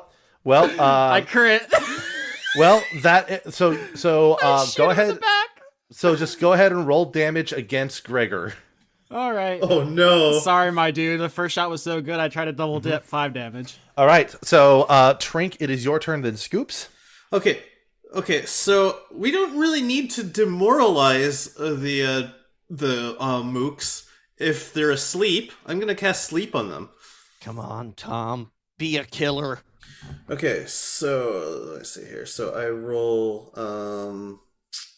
5d8. I got 20. what happens is that one of the mooks adjacent to the leader passes out. Oh, Just one? Oh no. Just one. yeah. Sleep isn't as good as you might think. Okay, these mooks are better than I thought then. I thought they're all like level 1s. They have 11 hit points each. Oh, okay. So you took out one mook, but that will give the others like a bit of concern because like one of them just passed out in front of them, right? Yeah, I think we capitalize that. Just shout like, I can put you down lethally or non-lethally. Throw down your sword and I'll go with the easier one. Just like parlay it into some shit. So in that case, there, if you want to try to follow that up with something, Trink, you can do so. I don't have a good intimidate roll, but I guess it's worth a shot. Just do that roll there. So what do you say to them after you like make one of them fall asleep? How do I say it without sounding stupid? You will all fall asleep. Oh, dude, that ship has sailed, my dude. Austin. So don't be afraid of sounding stupid. Okay, you're talking about Dice Yeah, that's what Funk I'm here, saying. so That wasn't a criticism of Tom. Anyway, I'm just gonna yell out, "Do you want to die with your leader?" all right, go ahead, roll your They do. A natural 3 with a -1, that makes it 2. But I am okay with wasting the bad rolls on the bad decisions. the bandit that you made fall asleep like wakes up immediately from the ground. It's like, Oh, come no, on! I don't. Oh no! He's prone, but also like he's ineffectual, so it doesn't hurt too much. I woke him up by yelling. So Scoops, your turn. Another sling attack at our captain boy here. And that's a 17. That will hit. Okay, so 1d4 plus 3. Oh, no. All right. That would be 7 damage then. So nice. Yeah, like the captain is really bad off right now. Like he looks really shaky. It's a good chance that Gregor might be able to finish the job when it rolls around to him. I'm gonna touch Sophia on the shoulder and say, "Go get it, sister," and grant her bardic inspiration. Oh, no. You already did. Stop giving me bardic inspiration. Oh yeah, sorry. I thought bardic inspiration was touch. Then Nope. yeah, I'm gonna point to Gregory and say, "Tell me that story about you on the mountain, my boy." Cool. And yeah, so Gregor, you have bardic inspiration on your next attack on an attack roll or saving throw or ability check of your It's choice. going to You be are an able attack to roll. Add a bonus 1d6 to. Probably, most certainly. Now, speaking You know of what the attack fuck rolls, the this captain is. This is going to be long, complicated, and narrative. another 3 attacks against you. First attack is a 23. Second attack is a 12. That'll miss. And third attack is a 12. So, All right, give me the first attack. all right. So in this case, Let's I'm bring actually this gonna... shit boy home. Yep. So that attack will hit, let's say, for 6 damage. So it rolls down to 3. So another 3 damage to you. So Gregor's just been like cut like all the traps, slashed by the weapons, hit by an arrow from Sophia, and he's still standing there. The other bandits kind of get up, and the one that is still standing next to Gregor makes an attack at him. He tries to swing. Is that not the one that fell asleep? The one that fell asleep is on the ground. He's going to attack with disadvantage. Okay. So the one adjacent to Gregor does swing, and it is a 16. That just crosses the line. That'll hit for 7 damage. This guy champed they hit you for 3 damage. So I'm going to kill him last. I love the barbarian's rage stuff because it's like, okay, this guy rolls maximum damage. I took 3. Okay. All right, and then the other bandit, while on the ground, will swing at you twice. With disadvantage, he rolls a 9 and misses as he doesn't even bother getting up. Just step on him. And now it rolls over to you, Gregor. You got a captain in front of you. Oh, it is? All right. So it's a 23. Then I'll take that first roll. It's a 23. 18 plus 5. It'll be 2d6 plus 5 for the damage. Correct. 14. Ouch. All right. So here's the last point here, because you are in melee and you are making this attack. You have the option of whether to make it lethal or non-lethal.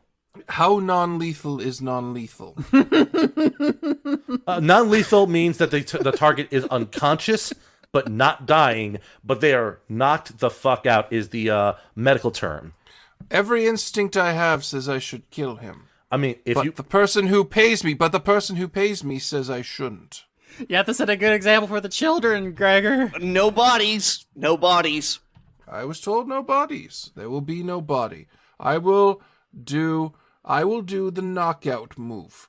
So what was going to be a very dramatic, very, very fucking dramatic, slicing in half that was going to fountain out like your favorite anime, you know the one, is instead he rolls the blade like it's Play-Doh in his hands and then flips the grip slightly, brings the flat of the blade down on this man's head, causing him to get knocked the fuck out. And he is down. You knocked him. I just rolled a number spread to see what happens. You knocked him down so soundly that the bite marks across his face fall off as they were actually sort of like fake tattoos.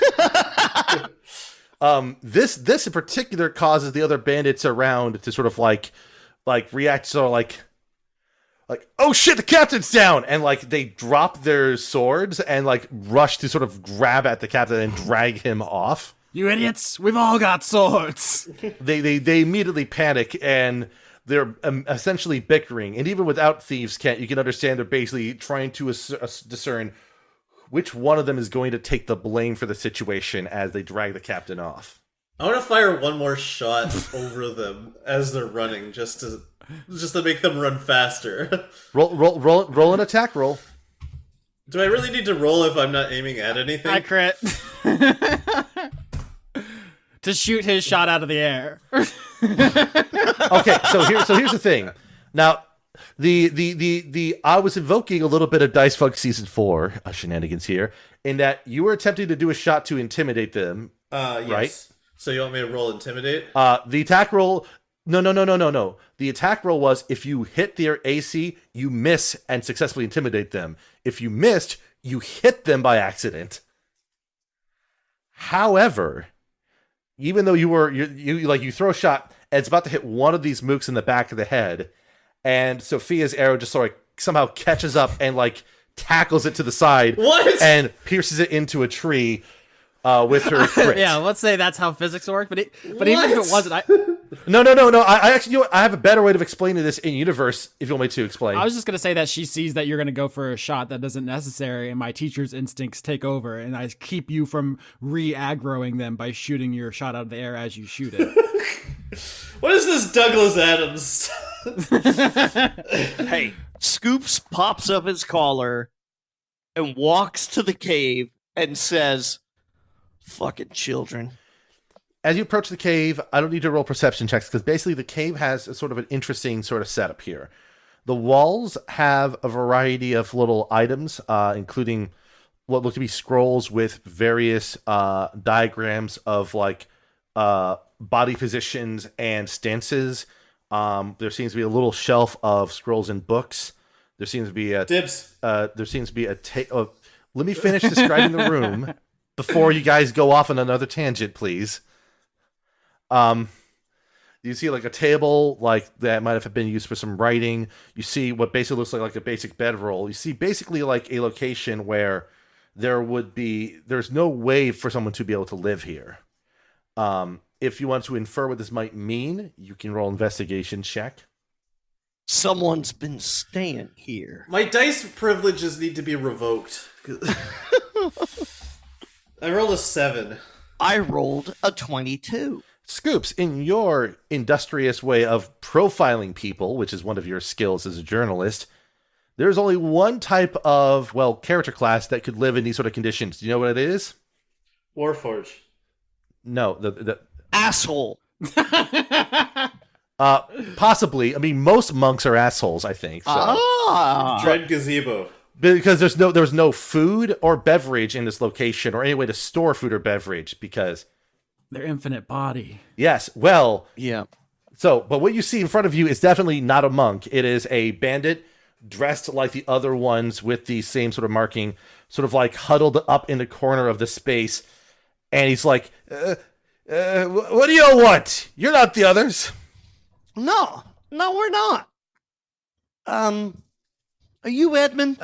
But I might be. Who wants to know? My name is Scoops. Well, that's what people call me. Forgot my name. Look, The blade. we're looking for something that we think you might have. The blade. We wish to take it. The sword is like by his side. He's sort of been clutching at it. He's like, you want the sword? Here, take it. He just sort of like just throws it on the ground at your feet, Hell yeah, quest over. We win. Pack it up, boys. and then he just moves to just run straight out the cave and run out. So, Scoops picks up the sword. Get it. You pick up the sword. Nothing happens when you pick up the sword, except that you see that it looks as depicted. It's very ornately made. It's a very nice long sword. Nice heater. As you hear the screams of Edmund in the distance just fading off as he's just running at full sprint out into the distance. Hell yeah, this sword's haunted as fuck. I love it. When you pick up the sword, nothing happens. When you leave the cave with the sword, something unusual does happen. A voice is heard. Now, Does the voice tell us that the sword was inside us all along? Who hears the voice? everyone does, because instead of it being something like, if someone is familiar with D&D, like a sentient sword, it communicates telepathically with a wielder. This, Scoops, roll me a perception check, just as you start hearing this voice being said. I want you to roll a perception check. When Oren was giving us this quest, I almost said out loud, I bet your friend's in the sword, but I didn't want to blow up Skitch's plot point. I should have done it. I should have called that shot. 17. You feel that the sword itself is actually vibrating against your fingers lightly, as the sound of a voice resonates out from it, as if it's speaking normally. It's like, well, that whole lot was a lot more noise than I was hoping for it to be. Are you in the sword? Is who in the sword? Oren's friend? What was your name? Ryan? Riley, that's it. Yes. Is that you, Riley? No, it's not. Fuck. Riley. Damn it, I just lost $10. Riley was he was the one who carried me last. So, what are you doing here? Well, how do you know Riley's name, by the way? Oren, wait. Oh, well, that explains a lot more.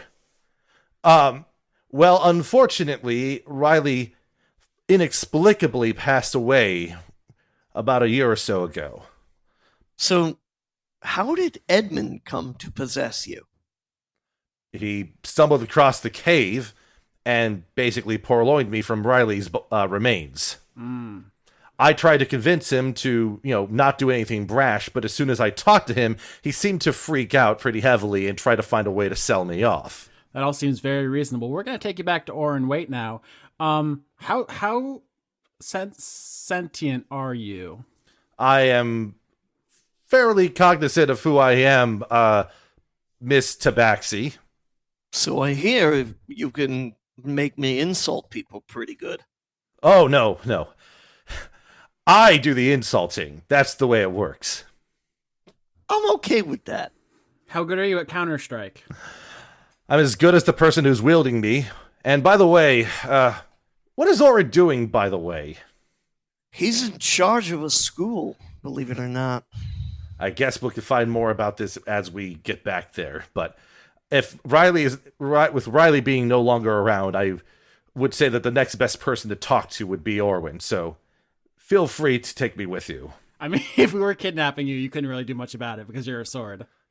I mean, I could just announce that you're taking me and draw attention to you. That's an option I always have, miss. Sophia, don't make business with the magic sword. Do you know any other vibrating swords that are less sentient? This is a kid show. No, just kidding. Okay, fine. Sophia, I'll say the thing about the vibrations, it's like the diaphragm of a speaker vibrating. I not know. like I was just being gross. not like a controller accessory for res vibrating. Don't worry. What's your name, by the way? Oh, well, as far as I remember, far back, my name is Roger, but Oren frequently calls me Rashir or Raj, but, you know, it is what it is. I'm gonna call you Swordy. You can call me that if you want. Well, Roger, let's go. Roger that. You're all able to travel back. You might need to have to spend a night resting on the way, unless you want to just pull an all-nighter and just trek straight back. If we're spending a night, I'm gonna play the viol for everybody, and you're all gonna earn All-nighter. 4 hit points. If you do this, so roll a performance check, by the way. Yeah, so I guess that's 13. 13. Yep. Your performance is good. I mean, it's not you are a bard, so you are required to have an instrument in order to graduate from this college. They will just not allow you to graduate. I will without also I'm also, before I go to sleep, gonna use my cure wounds spell on Okay. Gregor. So yeah. You get some healing from the bard Gregor, and you're all able to get some rest. The next day, it's easy enough to get back to the academy. And when you're within a short enough range, Sophia will probably feel like JJJ like patting at her head and toying with her ears a bit. I pick up the weasel and speak directly into its mouth. Is that you? Like, yeah, you hear sending saying basically that is not necessary. From the looks of it, you were able to at least find the sword. Yep, his name's Roger. I don't really like him that much. I think he's all right. Yeah, so is there anything else that happens before you return to Oren's office? We just walk in, I'm gonna yeet the sword into the room. Hey, I'm holding the sword. I'm gonna yeet Scoops. Okay, that's fair. I rolled 16 to yeet. So as soon as Scoops lands there, like Oren's like, oh, that's thank you, Sophia. Oh, and by the way, and he sort of snaps his fingers, and then JJJ disappears from the quiver and just sort of lands on the desk in front of Oren. Hey, boss, I got your sword back, but the thing that was keeping it was a little bit slippery. Can you be a little bit more direct about that, or should I just talk to Raj directly? I think the sword's got the straight story. All right, I'll have a talk with him. But thank you very much. I was stuck dealing with the debate club. They were trying to decide on what to have a debate about, and I was brought in to mediate the discussion all day. Pleasure to serve. Can I get out of that diplomacy class now? I would, if I was in charge, yes. In this case, though, I believe that your parents insisted that you take that class. Ah, shucks. Fine. If anyone else has any words they have, I know Sophia doesn't have any words they have with Warren. I've already closed the door. There are more pressing matters for me to be involved in. I really like Gregor. You still hear him talking to you through your mind after you leave the room. Owned. So he will say, I'll have more materials delivered for your mimic training tomorrow. So Trink, what's your favorite mustelid? Weasels, badgers, otters, ferrets, martens, minks, wolverines? I'm warming up to weasels. Scoops grabs the brim of his hat, tips it down, kind of in a, salute way, points at the sword and said, I'll see you later, Roger. I'll see you later, Scoops. You're the butter, son. Maybe next time you'll learn how to handle me a bit more effectively. That's what she We said. can Hey! We all have our failings. You're a sword, so get used to it. So, there's one last thing I wanted to have in here happen. As you leave, you hear like Oren and the sword talk back and forth about various things. The next day, let's see here. I'm going to do a flip of a coin here to determine who comes across this here. All right, Sophia. It's a day or two later, and you are patrolling the hallways trying to get that weasel. Always. And then you hear a familiar voice in the hallway. Another weasel. No. It's Raj. It is indeed Raj, and the voice is resonating from inside one of the classrooms. Is the sword teaching a class? Yeah. You can take a look and see. Please let the sword be teaching a class. I drop kick the door open. You drop the door, and at the front of the room, mounted on the desk in like sort of a stand, is indeed the sword, and from there you can hear it say, "Sophia, what is the meaning of this?" Is he teaching other swords? The whole point of this entire thing was to capstone with a sentient sword becoming a teacher at the school. If that is the Skitch, is he teaching other swords? No. He's teaching students how to use swords. Oh, it's swordinometry.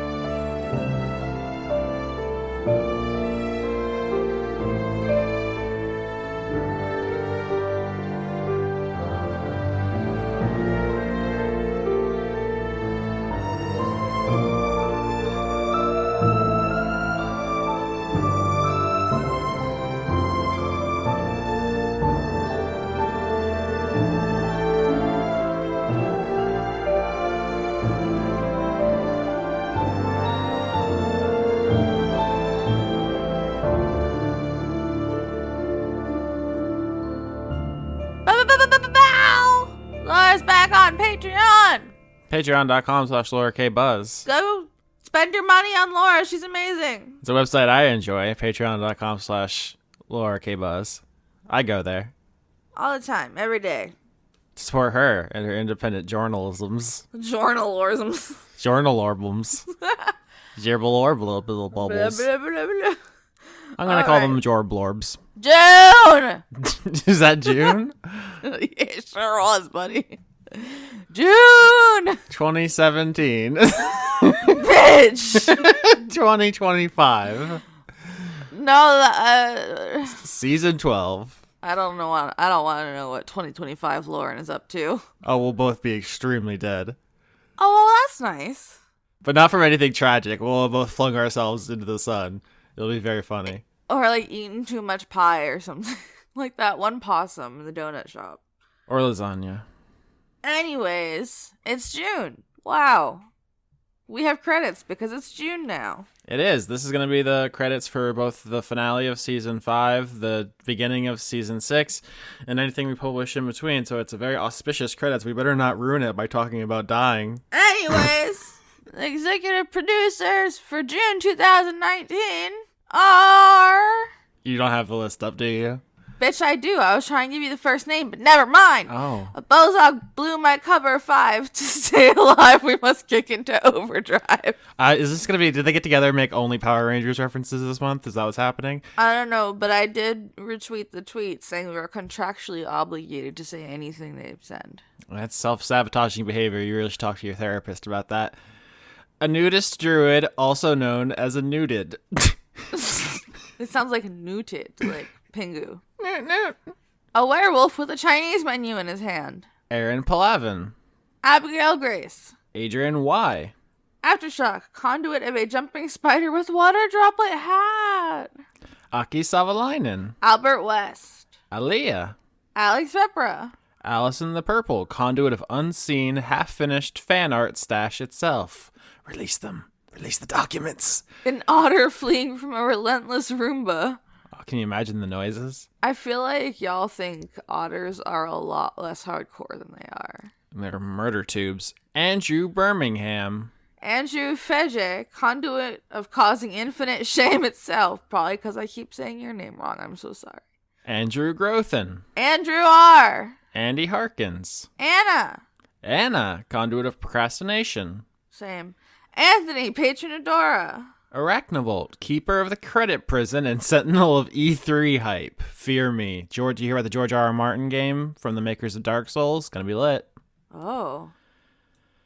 You don't care. Arcanist of...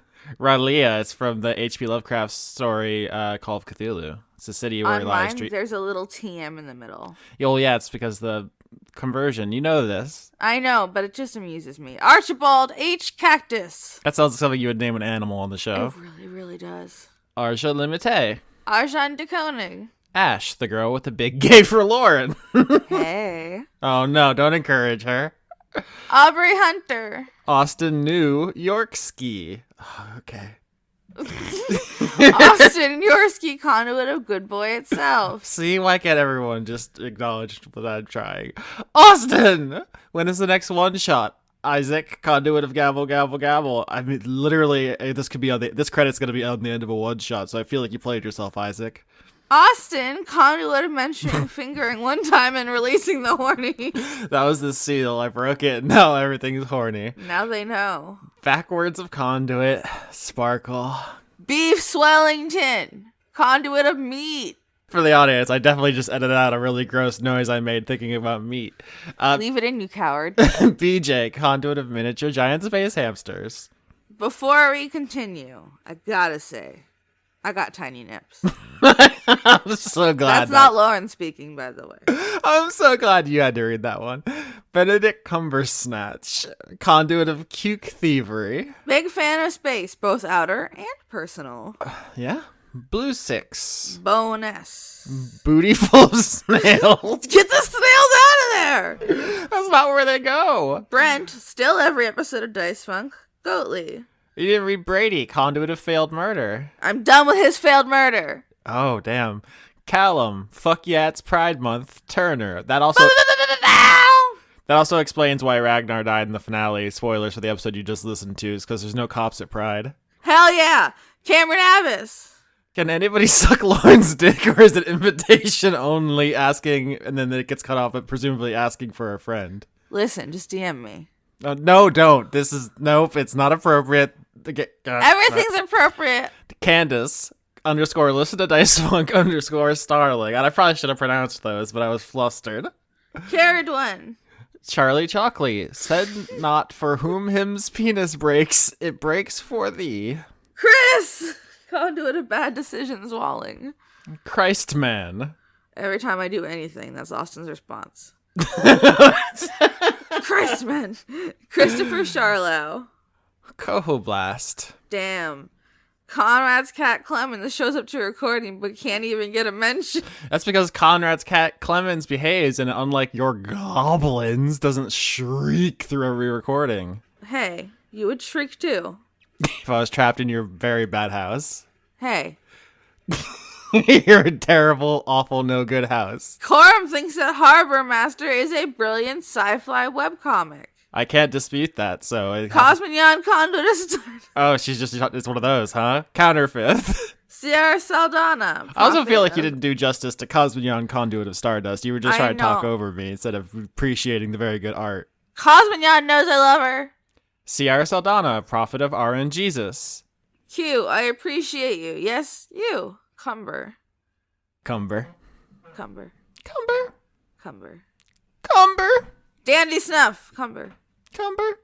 Daria, conduit of pizza. David, conduit of thanking Chris. Dawning Chris. Frost. Chris. Did you shake your fist at the sky when you said it? Yes, I did not lie to you. Dawning Frost. Dennis Pancake Detlefson. Devin, conduit of evolution.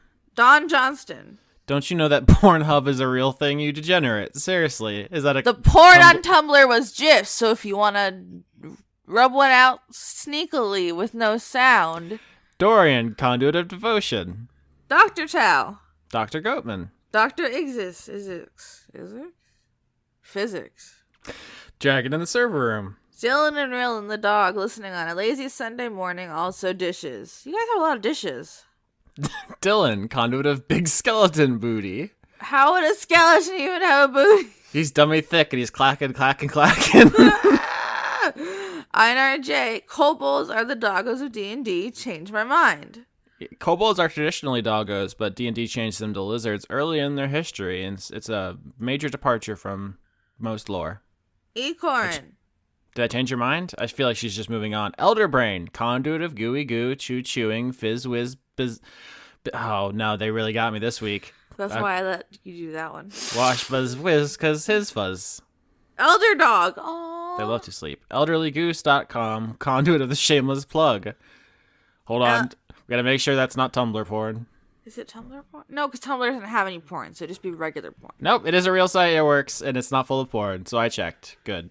Eleanor Nonante sees Periton. Eileen! Happy Pride! Hell yeah! Elizabeth Jackalope. Elusive Lily. Fuck. Emma. Moose is neither rat nor fish. Horse, goat, sheep, rabbit, shark, hippo. I'm getting too big, but I'm just naming all the animals. Emma Morant. Indigo Van Dane. Van Dane. Ennui itself. Arwen the Lagerdeck. Ethan Lawrence. Evie, conduit of triad, elemental pugilist. Is that a video game? Excellaris. Hold on. Never. Oh no, it's a class for it's a D&D class. Oh. An Unearthed Arcana? Anyway, it's a magic punch. Oh. Okay, now go. Extellaris. Fabian got that dank. Fire me out the sun gun straight into the sunset. Pew. Florian H. Francois V. Frank Sands. Grimlock. Guinevere Cummings. Half-Thor Granderson, first of his name, born of fire and brimstone were deep. Harley Astor. Harrison Andrew. Harry, conduit of dying for objectivists. Bitch, me too, the fuck. It was almost everyone in the finale. Can you believe he survived? I guess there was only a 10% chance of him getting shot, but can you imagine? We wouldn't be friends anymore. That's fair. Hedron Master. Help! The pigeons are conspiring against me. They would do that. Hey, you. Yes, you. You're valid. Jerry F. Hi, Jerry. Hi. Oh no, him penis broke, but I don't care because him butthole works. Oh god, I'm so glad you're getting to read all those kinds tonight, huh? How do I make friend? Regards, conduit of social faux pas. Hunter Howland. Hustle bones. Ian Morgan. If you ain't a Christian, I'ma stab you in the face. If it ain't, but... I feel like I'm being tested on my hip-hop lyric knowledge. This is like the third time. Ingmar Gremmen. Ink drop, conduit of ooze. I ship the both of you. Isaac, conduit of Tux the Penguin. Who is Tux? That's all she cares about now. This is going to be the next 5 episodes. Congratulations. I can't read the next one because umlauts. It's just it's nonsensical characters. It looks like kayak, but in like spooky text. Jade's 7 sexy snake sisters. James Neely? Was that a question? I did it like that on purpose. Janiac, conduit of ensnared by tentacles. Fucking hell. You wanna can you Do you you wanna need read? me to take this one for you, buddy? Yeah, dog, please. Janiac, conduit of ensnared by tentacles, oozed on and rubbed vigorously. Jared, conduit of, well, actually, mansplaining. Jaspel, conduit of fluffy pride. Hell yeah! Jay Logan, conduit of queerness itself. Happy Pride! Jayish Wizard, the Wizard of Jay. Jealous Goddess. Jess. John Kerry, but not that one. John Potts. Johnny's number 3 fan. Obviously, Leon and myself are 1 and 2. Oh. John Barnett, conduit of always trying to catch up, but never quite. Never quite making it, I assume. Joseph Tombrello. Josie, conduit of the dragon hatched next door. Jewman Jack. Julian Phillips, conduit of Kaizen. Just a Jester. Justin, conduit of pain you cause only makes me stronger, Austin. Jorgen knows how to pronounce Edderkop in Norwegian. I was still right about it being a Hobbit thing. Check the tapes. I supported you. I'm not getting owned on this one. You're always getting owned on everyone. Caster UK. Kate, conduit of semi-regular regret. Right there with you, buddy. Kiefer Lowe. Keith, conduit of Prozac. Oh my god, same. Caladri, she who dreams of the fiery queer revolution. Ooh. Killer Automat. Ken, conduit of finally writing this goddamn PhD dissertation. Kentauroy. Kentauroy? Kevin Dobbins. Kidney, a beholder in a snazzy hat. Spoilers for season 6 character. Killer Cotton Shizno. Kaneko fan. Kitty Foe. Not thing. Kodiak and Luke Albucaris, conduit of good belly rubs. Christina, conduit of gay, trans, lepidopterans, and bozlogs at Pride. Kicks and flaps for everyone. Hell yeah. Criterion, conduit of Caleb is my boy. Kyle Basvik. Kyle, president of the Drop Goodwood fan club. Lana Seawolf, Lady of Bones. Lawrence Duckling. Lauren Cates, conduit of a moist, fleshy, pulsating Maxwell slug bozog. You got to say all the words you like. Okay, hold on. Loki, tattooing no regrets. Is Moose a cactus? That would be quite a plot twist if Moose was a cactus. This would be a real bamboozle. Ludovico Limited. Luke Powers. Luther the Villain, conduit of insolence. Joe. The Cult of Gorfanax. Master Rank, Dreams of Electric Sheep. Matt Collier. Matt Lackett is grateful for Dice Funk and New Century. 2 excellent podcasts. I like how even when we know what they're trying to say, we cut it off dramatically. I think it's good for the jokes. Matthew B. Hare. Matthew Schultz. Maximum Side Boob 4, son of Side Boob. Chris, is that you? The set does sound like Chris. Uh-huh. Majin, conduit of binging 20 episodes to catch up with the finale. It would shorten the amount of time you're in agony from all the sadness. Oh, that's true. Mel Bent. Melissa, conduit of loving Joel. Melissa Nielsen. Mel Tyke, conduit. You want to just start the credits over? No, I'm on fire, bitch. Mel Tyke, conduit of bad jokes. Michael Groman? Nobody knows. Michael Hall. It's Michael Hall. Michael Minkler, conduit of Fisher Fisher? I think it's Michelle Minkler. Oh, that makes sense. Michelle Minkler, conduit of Fisher Fritz Fished Fresh Fish. Midlife Stasis. Mike Draws. Miko from Finland. Miles and Rose, conduits of yin and yang. Modified Matthew. Morgan Rapp. Mr. Willie, Phoenix Steven, Lesbian Seagull, Pooh Bear Shaker. My personal favorite patron. He tricked me. My personal favorite patron, Matt Luce. Patron. I'm sorry. My Valentinus, Postmodern Artist, Cy Twombly. Namita Aneskins, conduit of failure itself. Nathaniel Homan. Nicholas Domenech. Nicole Woodruff. Nina Person. Oi, Austin, right, that Ashley is a fucking knife. Paye Robjerg, or is it Palais? You're Paye now. We're not renaming people, we're just American. Pangolin is shook. Paul Mullen. Pineapple. Pixel Fool. Please call me Ashley. Yes, just Ashley. Pocket Sundial. Preston Bowers. Professor Hisbin Fizzlebang. Philosophy, yeah. Philosophy, goddamn.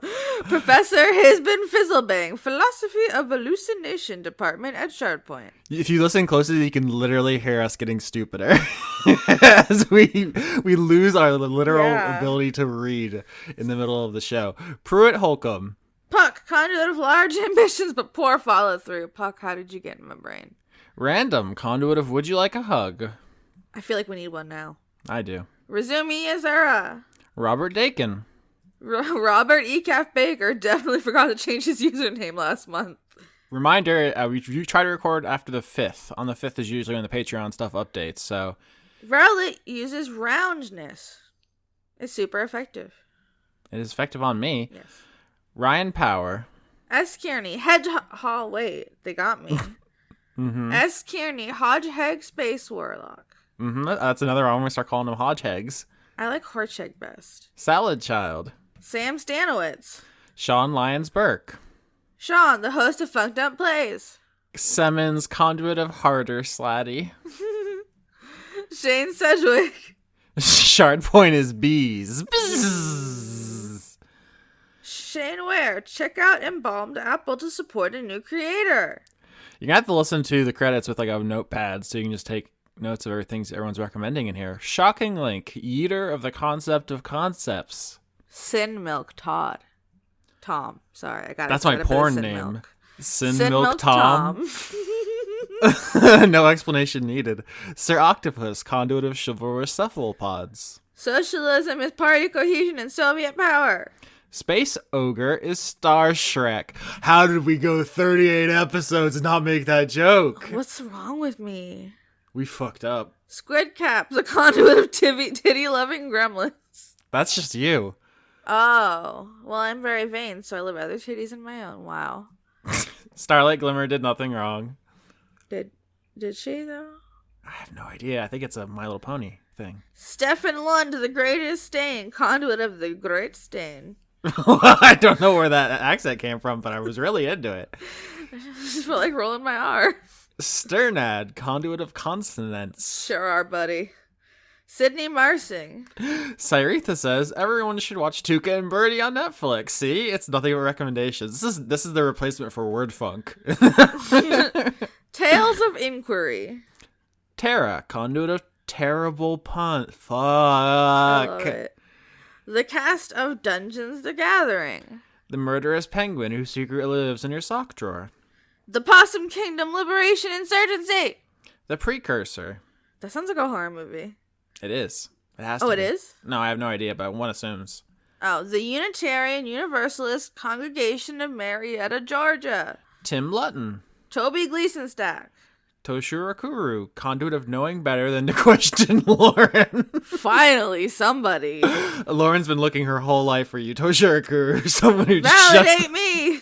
Exactly. Shut up and listen. Trace Marsing. Transient passerby. Trevor S. It's my 21st birthday. Can't get a yeet. Yeah. Yeah, yeet. Yeah, yeet. Yeah. Happy birthday. Get drunk. Or not. It's up to you. Unless you take medication or you don't like alcohol and then eat a lot of cake or whatever it is you like to do. Just do crack like a normal person. Whoa. Shyness. Vigar Arnston. Victoria Melita, conduit of quietness. Victoria Valentine. Vinny, conduit of eating too many edibles. We've both been there. Vizzy Huggles, keep up the great work, y'all. Vulture King Mike, conduit of putrescent rotten flesh. Oh, I'm glad you got that one. Renshi, now that introductions are done, how are you? I'm going to be honest with you, Renshi. It's been quite an ordeal recording this one for some reason. I'm having a great time. I'm happy for you. Zephosaurus. Yeah. Z23619. Zoltar, the Viking death metal caterpillar, conduit of retribution. I want to meet this caterpillar. Caterpillar. I forgot to say caterpillar for a second. It happens. Zun and you. Thanks for playing. And we did it. That's June 2019 for the show. The people who make it, you're probably asking, how can I support them? Well, it's simple. There's patreon.com/lawyerkbuzz. That's where she is. She's back on Patreon. She left the site that we will no longer name to support them. I don't know if that's reasonable I'm or sure not. it's fine, but she's not there, so do we care? Yeah, No. it's not in our interest anymore to even say their name. It's patreon.com/lawyerkbuzz now. She's doing live streams, she's doing articles, she's doing podcasts. Or, you don't have to look or listen to any of it if you just want to give her money. That's fine too. Honestly, no one's checking. There's not Patreon cops. Yeah, just give her money. It's cool. Yeah, I'm at patreon.com/Austin Yorski. You know what it is. Patreon.com/ofhorse. That's Conrad's project. Weekly Manga Recap is the name of Chris's. He recaps manga monthly. Patreon.com/Weekly Manga Recap. Skitch is bandcamp.skitch.com/skitch/_sketch.bandcamp/ Camped up and, yeah. plus dot. minus sketch. I'm here sometimes. Mm-hmm. I don't do anything, but you can just send me money if you want to. Yeah, the description of this episode has the link, paypal.me/Rargalicious. Oh, that's very thoughtful of you. It's been in there for a while. You didn't notice. I did, and I just keep forgetting to tell you I appreciate it, because You bamboozled me. Yeah, I notice things. I mean, iTunes is going away, so who gives a shit about iTunes anymore? It is? Google Play, you gotta keep up on the tech news, Lauren. This is our tech podcast. Yeah, iTunes is getting fucking owned. There's cats, and we gotta talk about Conrad's cats, because somebody was very upset about it. You can't download our podcast on cats. Google Play, Podbean, YouTube. There's a lot of places you can rate and comment and share. You dial the belly like a phone, and then the cat plays the podcast. Do cat bellies really need like a spokesperson? I feel like they're pretty universally enjoyed. Well, I think a lot of people are afraid of being attacked, but you just gotta go for it anyway. Lauren says, literally covered head to toe in scars. Worth it.